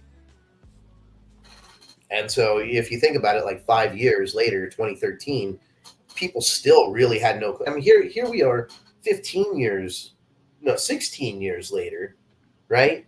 And Mhm. if you could walk down the street right now and you could say, would you rather have $100 bill or one Bitcoin? And 99% of people are going to take that $100 bill, even Right. though Bitcoin is worth almost $70,000. So that tells you how Right. little people even know about the market, right? And so like the potential that Upland has is why I've kind of, you know, like it is, whenever I put $1,000 into this game, I'm like, am I a fucking moron or what? Like, Well, because some it's people hard. would say yes, and some people would say no. A lot of people would say yeah. I think the majority of people would say yes right now. I know Swarley probably would, Oh man. yeah, Swarley will fucking snatch your wallet right out of your hand and be like, "Don't you dare spend another dollar." But you know, there's always going to be.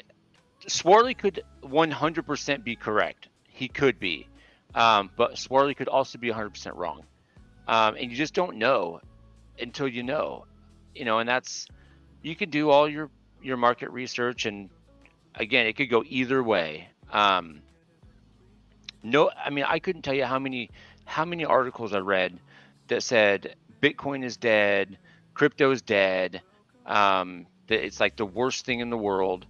And then I'm sitting here saying, hey, get into Bitcoin, and people are like, no, man, crypto's fucking dead. I said, the fuck it is, man. Look at it. It's not dead. And then here we are, and it's fucking $70,000, and at that time it was like $200. And I'm Right. telling people, I'm like, just get in on it before it's too late. And they, people are looking at me like I'm a fucking maniac, kind of like they do now when I talk about Upland. So Exactly, man. Like, and that was kind of one of the things. Like when I first told somebody about Upland, I got the look of when I first told somebody about Bitcoin, like back in, 2016.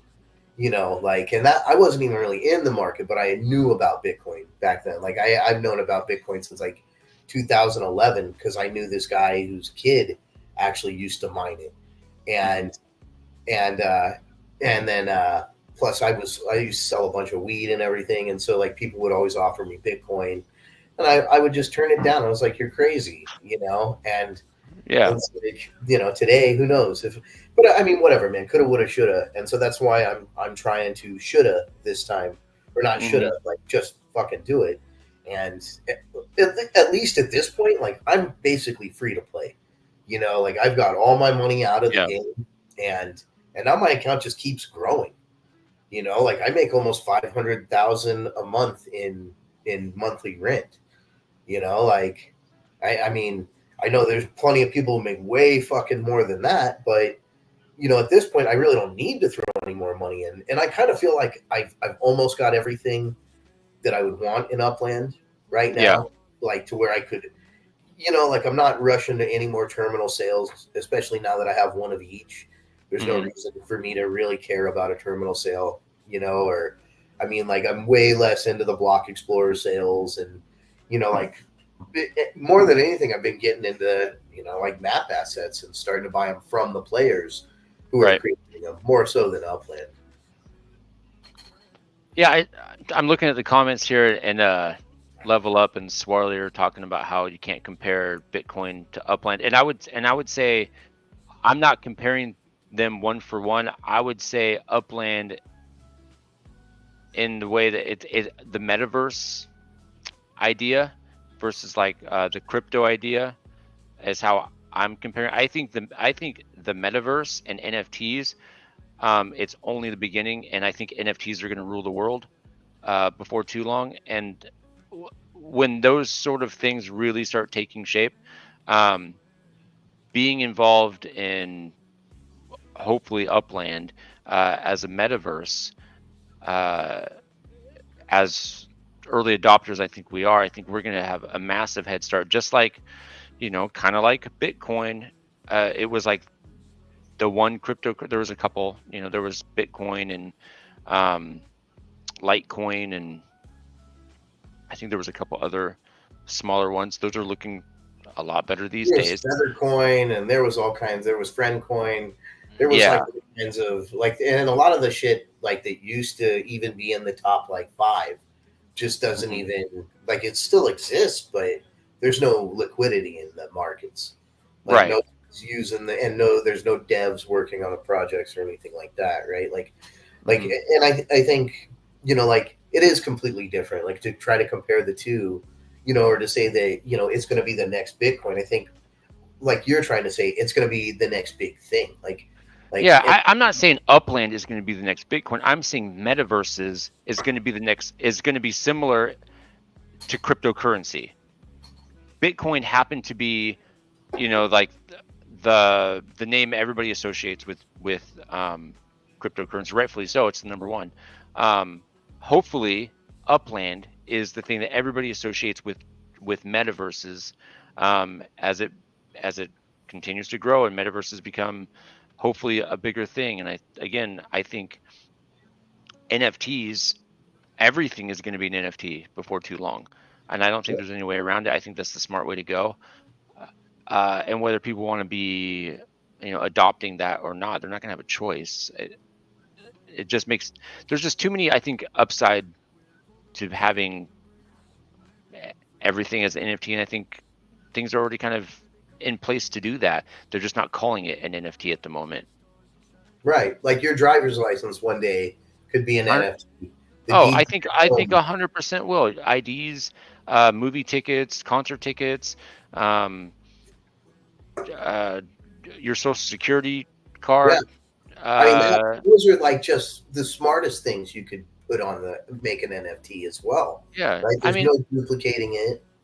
Look at your fucking Kroger app or your Walmart app or your fucking Safeway app or any membership card you have that's digital. That's essentially an NFT. It's just not on the blockchain.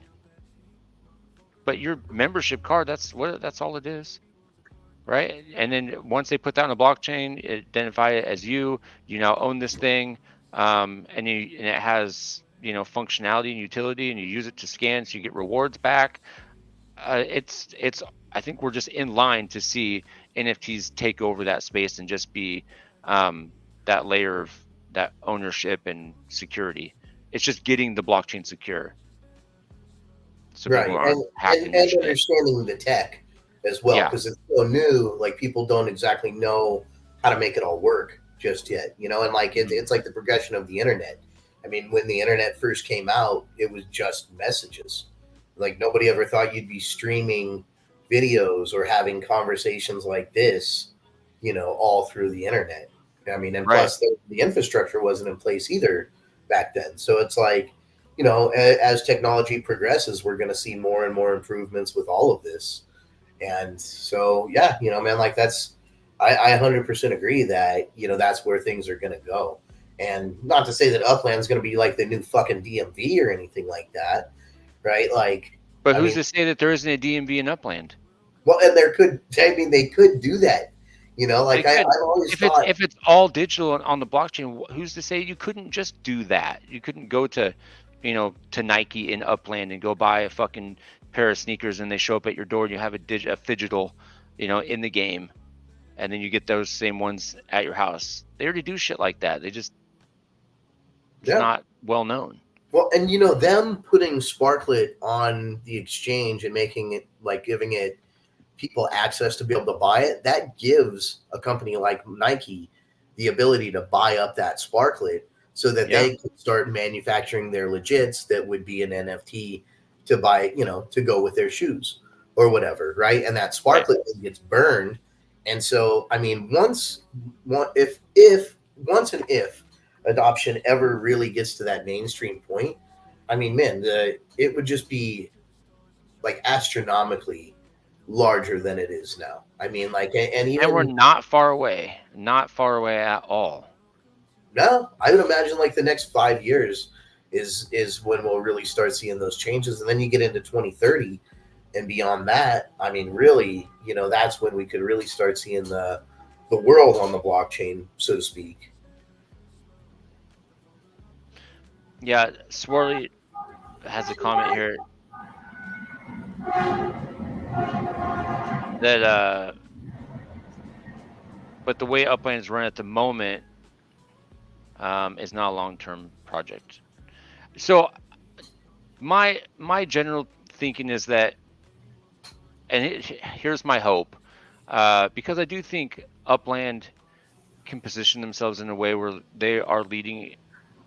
I think they are leading in the metaverse space.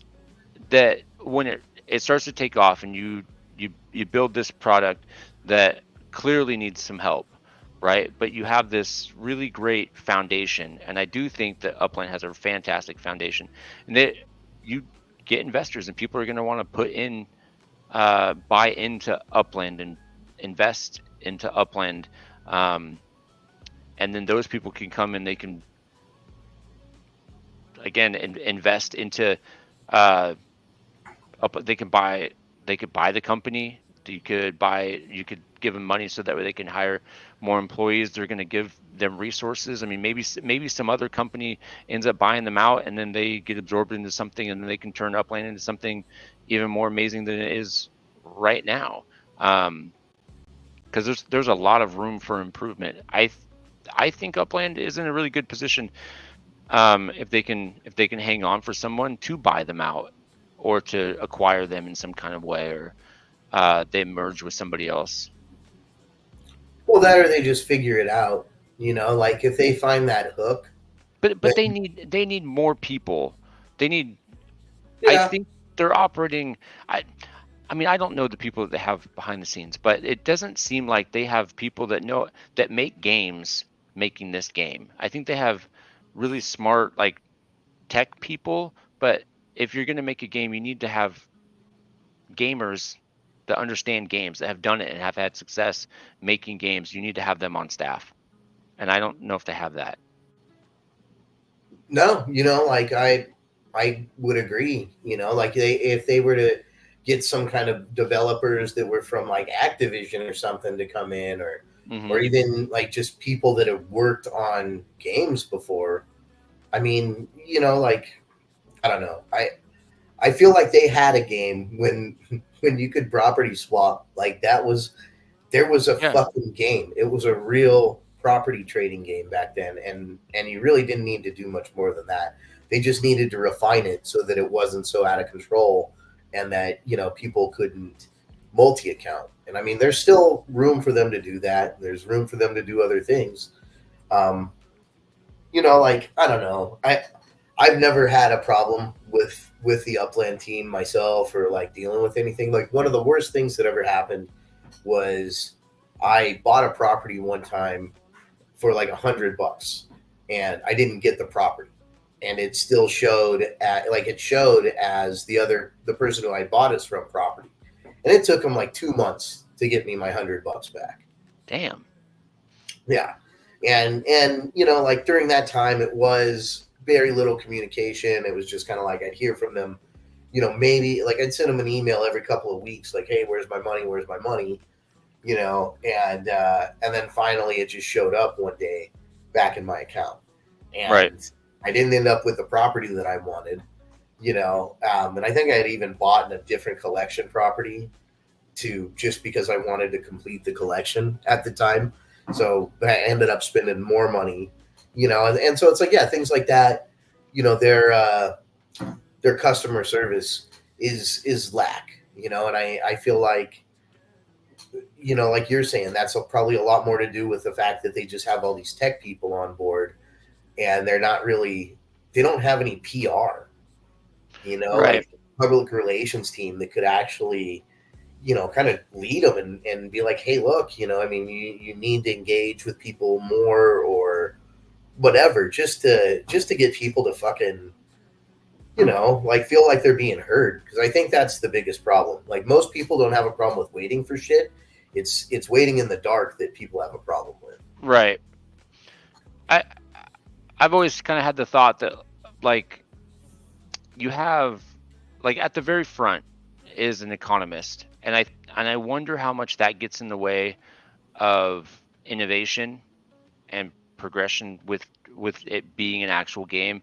How much does the economy get get fucked with, or how much does that trump making this like a fun gamer experience? Um, because you gotta have both, right? And when they come up with ideas, I'm assuming that they have people that have some good ideas. Um, that is just fun. That doesn't necessarily, um, maybe doesn't add or take away, or maybe it does take away a little bit from the economy end of it, but it really makes something fun and engaging. I wonder how much um, the emphasis on the economy piece gets in the way from them moving forward with something that's actually fun or more fun. I do think that there's a lot of fun things in there, but you have to wait for the fun to happen, or find a way to make it fun yourself. Right. You know, and that's one thing that's kind of nice, though, is that freedom that you can kind of just, you know, find like-minded people and create a node and kind of just start your own community, you know? And so, I mean, like, they given us some tools that are okay, you know, but Mm-hmm. I mean, I gotta say this, man. The game has progressed. Excuse me. The game has progressed Yeah. in the 4 years that I've been playing. Yeah, in the 2 years I've been playing, it's come a long way. I mean, there's lots of stuff I could complain about, and I probably do complain about, but I do think that there's a lot more going on now than when I first started. I didn't know what the fuck I was doing. But yeah, there was only a couple things maybe when I first started. I think racing had maybe just began, and you couldn't control it, which was really confusing. I didn't understand what the hell that was about. And then there was treasure hunting, and then you could buy properties, and that was basically it. Yeah, like when I first started playing, there wasn't even USD out. Like you couldn't even sell properties for USD. Yeah. You know, there was no Spark. I don't think Block Explorers had even really, like, they had just started coming out when I was playing. And so I've seen so much added to the game that, you know, it's kind of like you forget about all that stuff because you know that there could be so much more, I guess, you know? Yeah. And you know, we're all creatures of like wanting it now when so much of this stuff is probably in the pipeline. And just like we're saying, it's progressed from what it was to what it is. I mean, 5 years from now, Upland could be like unrecognizable. Right. Yeah. And I think it will. I mean, look at just in the last year how far they've advanced in this amount of stuff that they've put out. If they keep up that rate with technology advancing as fast as it is, I think within the next year this game will be even unrecognizable from today, a year from now. The amount of things we can do and that it's capable of doing. I don't even know what they'll be able to do, but yeah, I mean, I think they're moving forward at an incredible rate. Now, I think they leave some important stuff behind, and I wish they would just talk about that and be like, hey, we're gonna have to abandon ship on this idea, or say, hey, yeah, that like the technology isn't there, or our level of experience or know-how is not there to be able to accomplish this idea that we've had. And at least say, hey, like we're gonna get there, just technology isn't there yet, or like the innovation isn't there yet to be able to get that done, versus just not saying anything. Like this trailer thing, like why don't we have fucking trailers?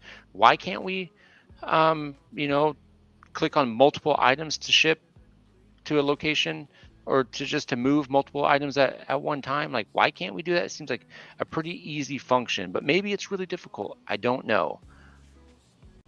But can we just talk about it? You just say, hey, we don't know how to do this yet because it's never been done before in this way. So how the just say that. Oh, okay, cool. Like it's just has not been invented a way how to do it. I would be okay with that.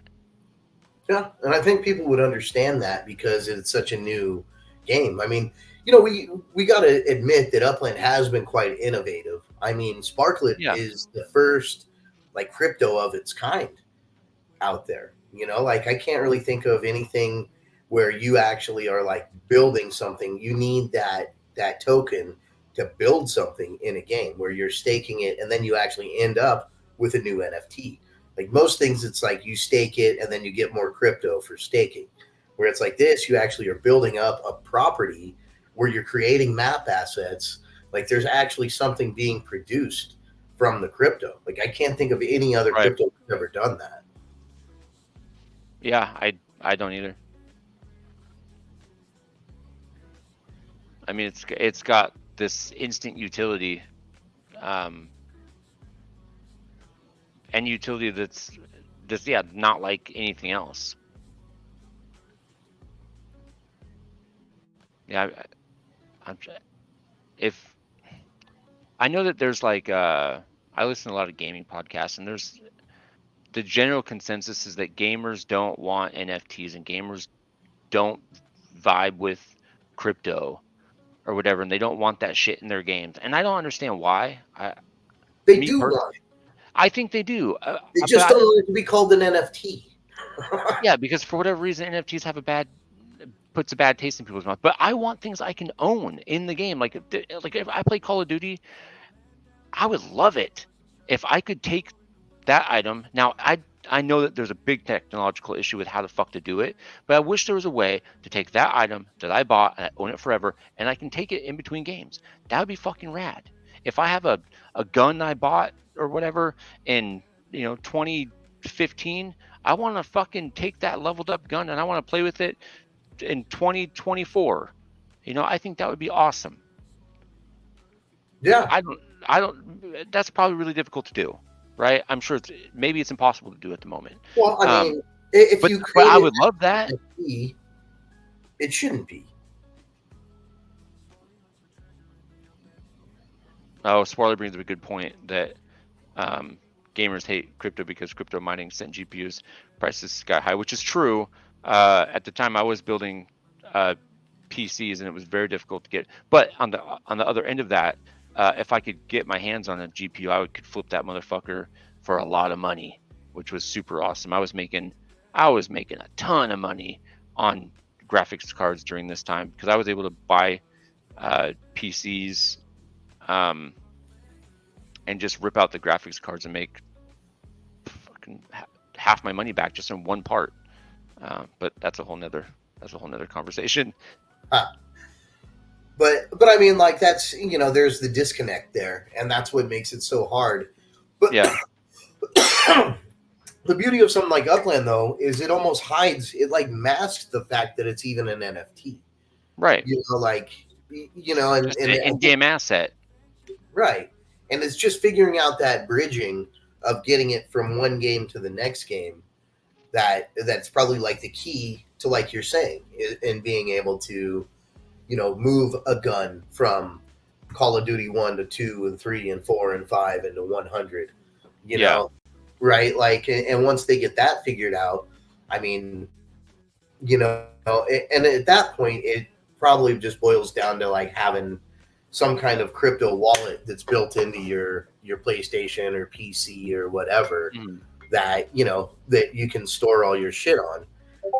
But I mean, the shit is coming. Is the way I feel. Yeah. And whether gamers want it or not, like they want it for one. They just don't want it to come as the guise of crypto, right? Like, because like you just said, who wouldn't want to be able to take their skins and sell them to somebody else, even, right? Like if you had, or even your achievements. Even if it wasn't like an in-game asset, but let's just say like it was like you got an achievement and a picture came with that achievement, and be like, oh yeah, I got this achievement or whatever, and the picture came with it, or something. To own that forever, and then say, hey, you could sell it to somebody for whatever fucking reason. Maybe there's a reason behind that, or maybe there's a market for that. I think it would be really awesome just to get something that you own from the games that you love. Would be fucking fantastic, and just have a gallery that you can show it off in, and maybe you can buy some other thing that you can show off. That's all NFTs are anyway. It's just a dick measuring contest. Right. Somebody asked me the other day, like, why the fuck do I want an NFT? I go, why the fuck does anybody want the Mona Lisa? And they're like, well, that's a good point. I'm like, it's just a picture that somebody says is a work of art, a priceless work of art that somebody else deemed important. I said, that's the same thing with, like, these expensive pieces of digital art. Somebody deems it to be important, so therefore it is. Same with crypto. Somebody values it as a certain price, therefore it is. Same with any fiat currency. It's only valuable because people want it to be. Right. There's a buyer. If there's a buyer in the market, then and there's more buyers than sellers, really. You're gonna there'll be value, and then the other thing is you can create scarcity with NFTs, and like that gun. But even beyond that, like if you're talking about like, hey, why would anybody want to own the Mona Lisa? Again, like, why do you want to own anything, right? Why do you own the shirt that you're wearing? Because you think it looks good, and you like it. Yeah, because you like it, and so I'm going to wear it, and then I want people to see this thing that I like. If I like the Mona Lisa, if I like this Bored Ape or whatever the fuck it is, and I want to put that on my wall on a TV, then that's fucking cool to me. And that all it is a dick measuring contest, right? And with this, at least you can say, yeah, I own the actual thing, and it's anybody can look this up on the planet. Right. It's verifiable, and nobody else can have it unless you sell it to them or whatever, right? Like, I mean, and that's what Upland has, one of those appeals. It's like, somebody owns the fucking, ferry building in San Francisco. Like, how cool is that shit, man? Like, you get to say that you own a landmark, and not everybody in Upland gets to say that, but a lot of players can. Or even just to say, hey, you know what? I bought my house in Upland, or I own X amount of properties in fucking Los Angeles. Like, it's fun, and it's just like you're saying, it's a thing. Like you think that like the big players out there are doing it because they're investing. Like, I mean, sure, partially, but most of it is a status thing to say that they have this or they own that. Right. I mean, people are going to put money into games anyway. Like that was the biggest draw for me. It was like, okay, I'm going to put my own money into any number of games. Like I like to play this one game called Marvel Snap because I like Marvel. I think it's cool. I like having the characters. I like whatever. I'll spend money on the little packs to unlock cool new characters. Mm-hmm. Right. But then if I decide I'm never going to play that game again, I own nothing. They own everything. I own nothing, right?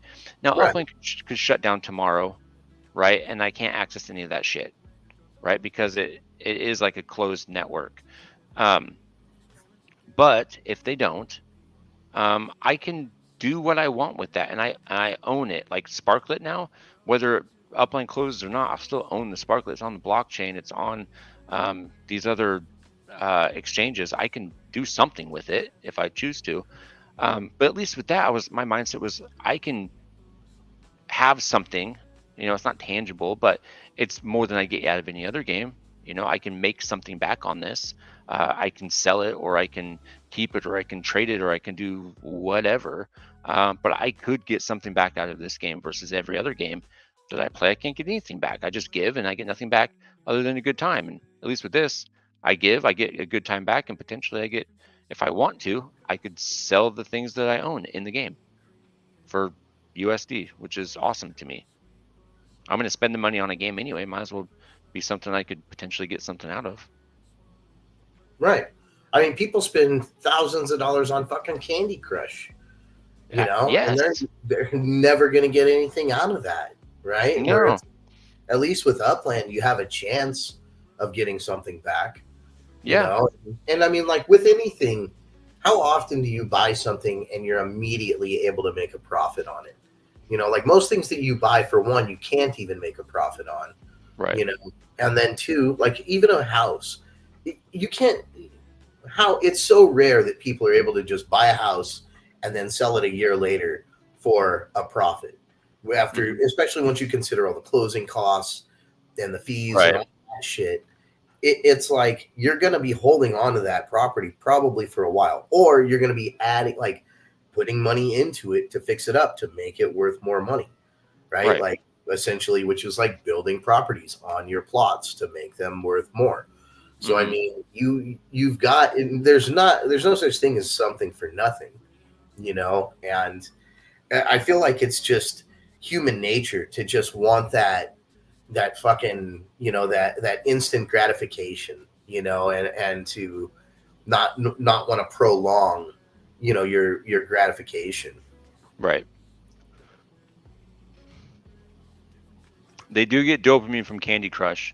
Look, man, I get dopamine when during these fucking city releases, and I get in there, and especially like this Miami Beach one was probably one of the most exciting ones we've had in a while because it did mint out so fucking fast, and it was really difficult to get in on.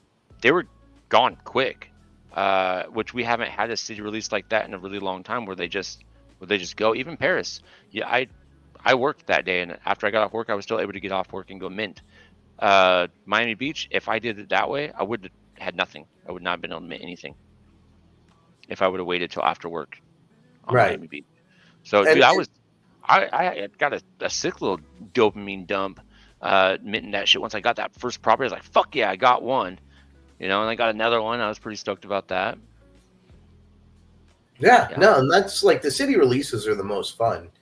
Yeah. Like I feel like 10,000 seems to be the perfect city release number. Right. You know, like at least for the current player base that we have and the people that are going to participate in city releases, right? So it's like, why even release more than that moving forward until we have a bigger player base?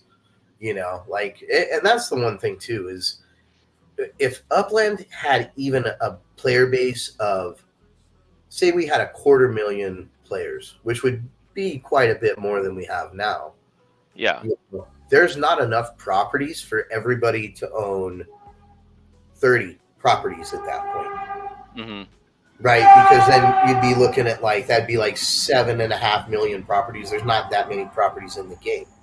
So, Right. I mean, obviously you would see floor prices rise because people would be buying properties, you know, and so I mean, for us, it just, right now it seems so abysmal, but I mean, it really wouldn't take that much to see things take off. No, and again, that is improved with player retention and just having a hook that that gets people to come. Or like when you tell somebody, hey, come to this game, and there's more of a reason other than like, hey, let's turn these fucking green squares into blue squares. That's the big draw. Or you say, hey, yeah, you might be able to make some money in a few years, or if you invest a bunch of money where you can get your dividends up real fast. Yeah, I don't know. It's kind of hard too, because they can't exactly go out and advertise that you're going to make money from Upland, because then Right.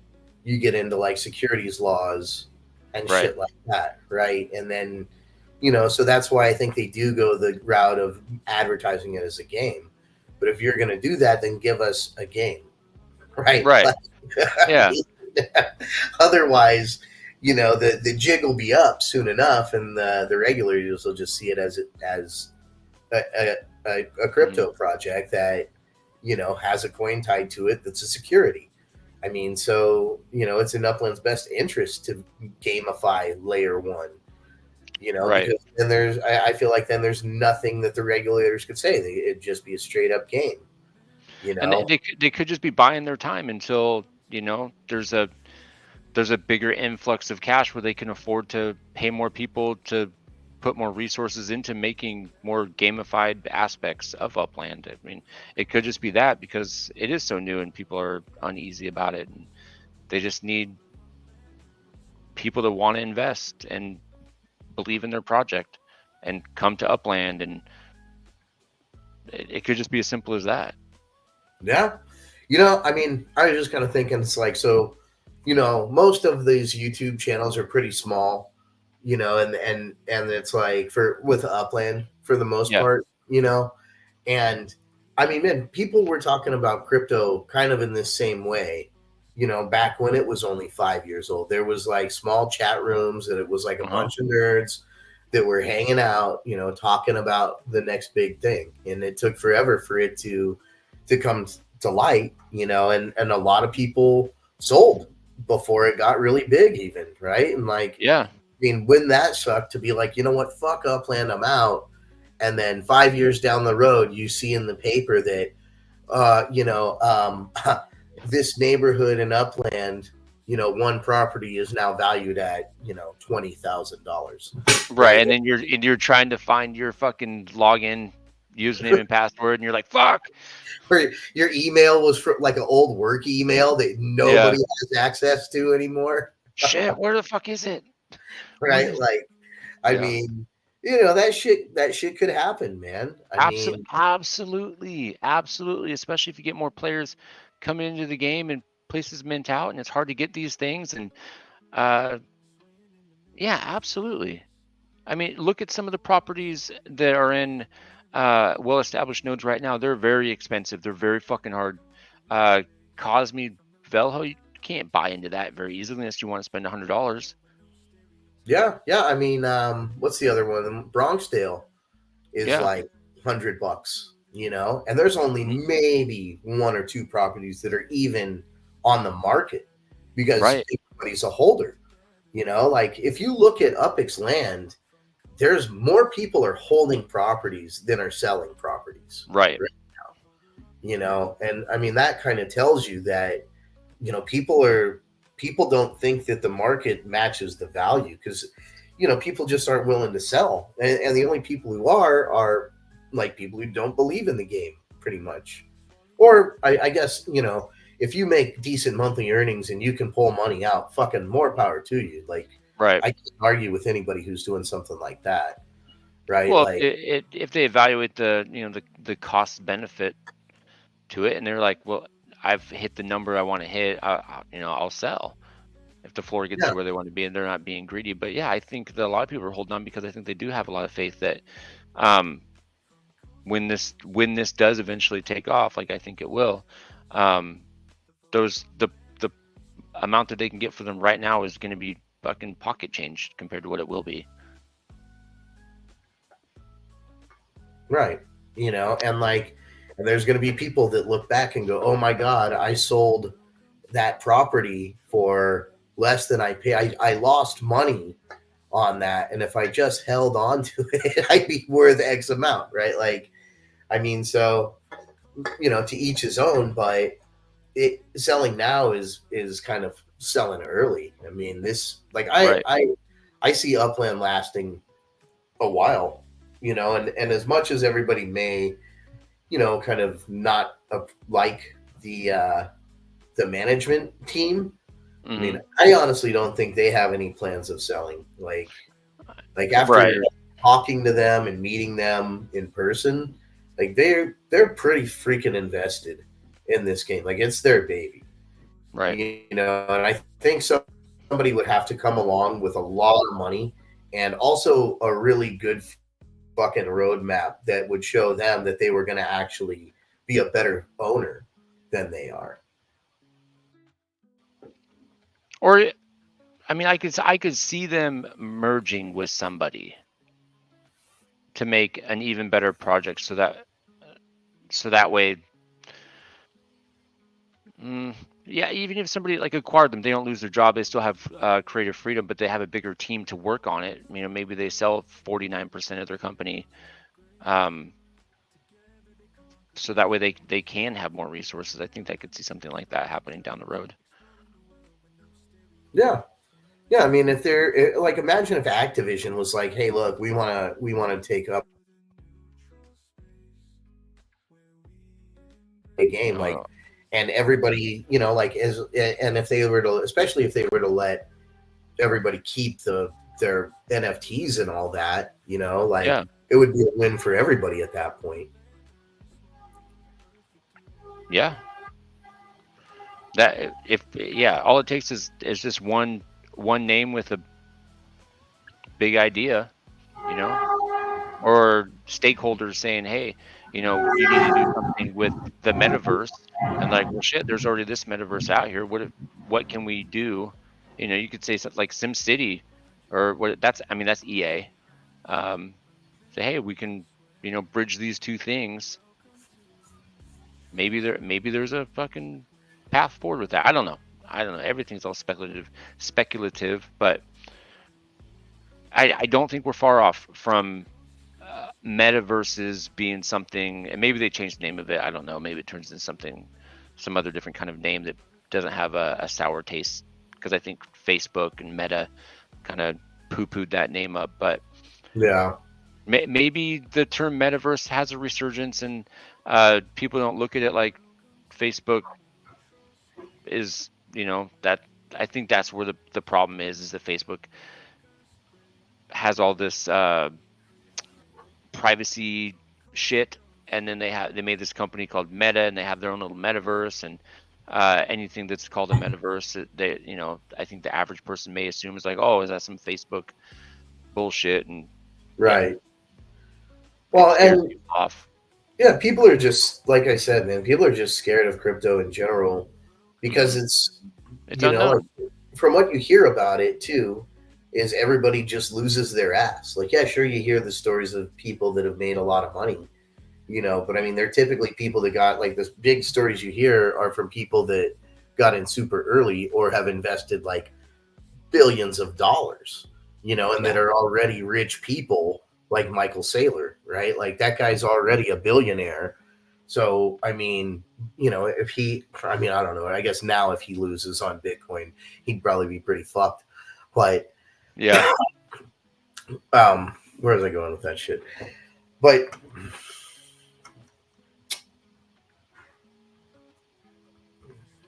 I don't know where you're going with that. I was waiting to hear the end of it. I know, and I'm like, I had a fucking point to everything I was saying, man. Maybe we're just getting tired. I was gonna say it's almost fucking 11 o'clock over here. We're going on 2.5 hours. Fuck. Maybe we should wrap it up. Maybe we should give something away and continue this conversation next week. I think so. All right. Well, yeah, your brain fart led us right into our ending. Yeah, perfect. Anyway, all right. Well, let's wrap this little baby up. This has been a great conversation. Level Up Tech, tell me more about Animoca Brands. Hit me up. I have looked into that a little bit, but I don't know nearly enough about Animoca Brand. But I would love to hear more about that. And in fact, if you ever want to jump on and talk to us about it, that would be even better. But yeah, so let's do #Shocker like we've been doing. Let's get these entries in, and then we'll spin. Or it's not really spinning. I'll pick a number. I'll pick a name with the daily here. Random. So random number thing, random name picker. #Shocker. Type it in right now if you want to win a tea bagger. And if you want to see Happy Met First Toes. Yeah. Yeah. In cat shit. Yeah. This would be the beginning of toe bros. Wouldn't that be crazy if the numbers fucking boosted because start talking about toes? Doesn't care about Upland. They just want their money back, and Sparklet is their ticket to that. Oh, I see what you're saying, Swirly. We've talked about that a little bit. Oh, got it. I was behind on the chat, so I wasn't up to date. All right, anybody else for #Shocker before I hit this button and draw?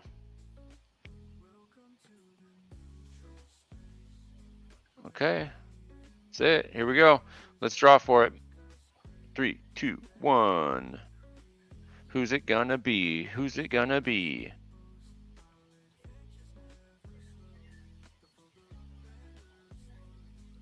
You fucking draw again. I forgot that I put it in there and then it fucking does that shit. It can't be me. That's bullshit. I was gonna say that's rigged. It's rigged. Scory 23. All right. I will go reserve another teabagger for you, kind sir. Do what you want with it. Keep it. You know, increase your odds of winning 5,000 UPX every month, or not. It's your call. But anyway. All right, Happy. I think it's time to go. I gotta go take a piss anyway. So. Right on, brother. It's been a real Good hoot nanny. shit.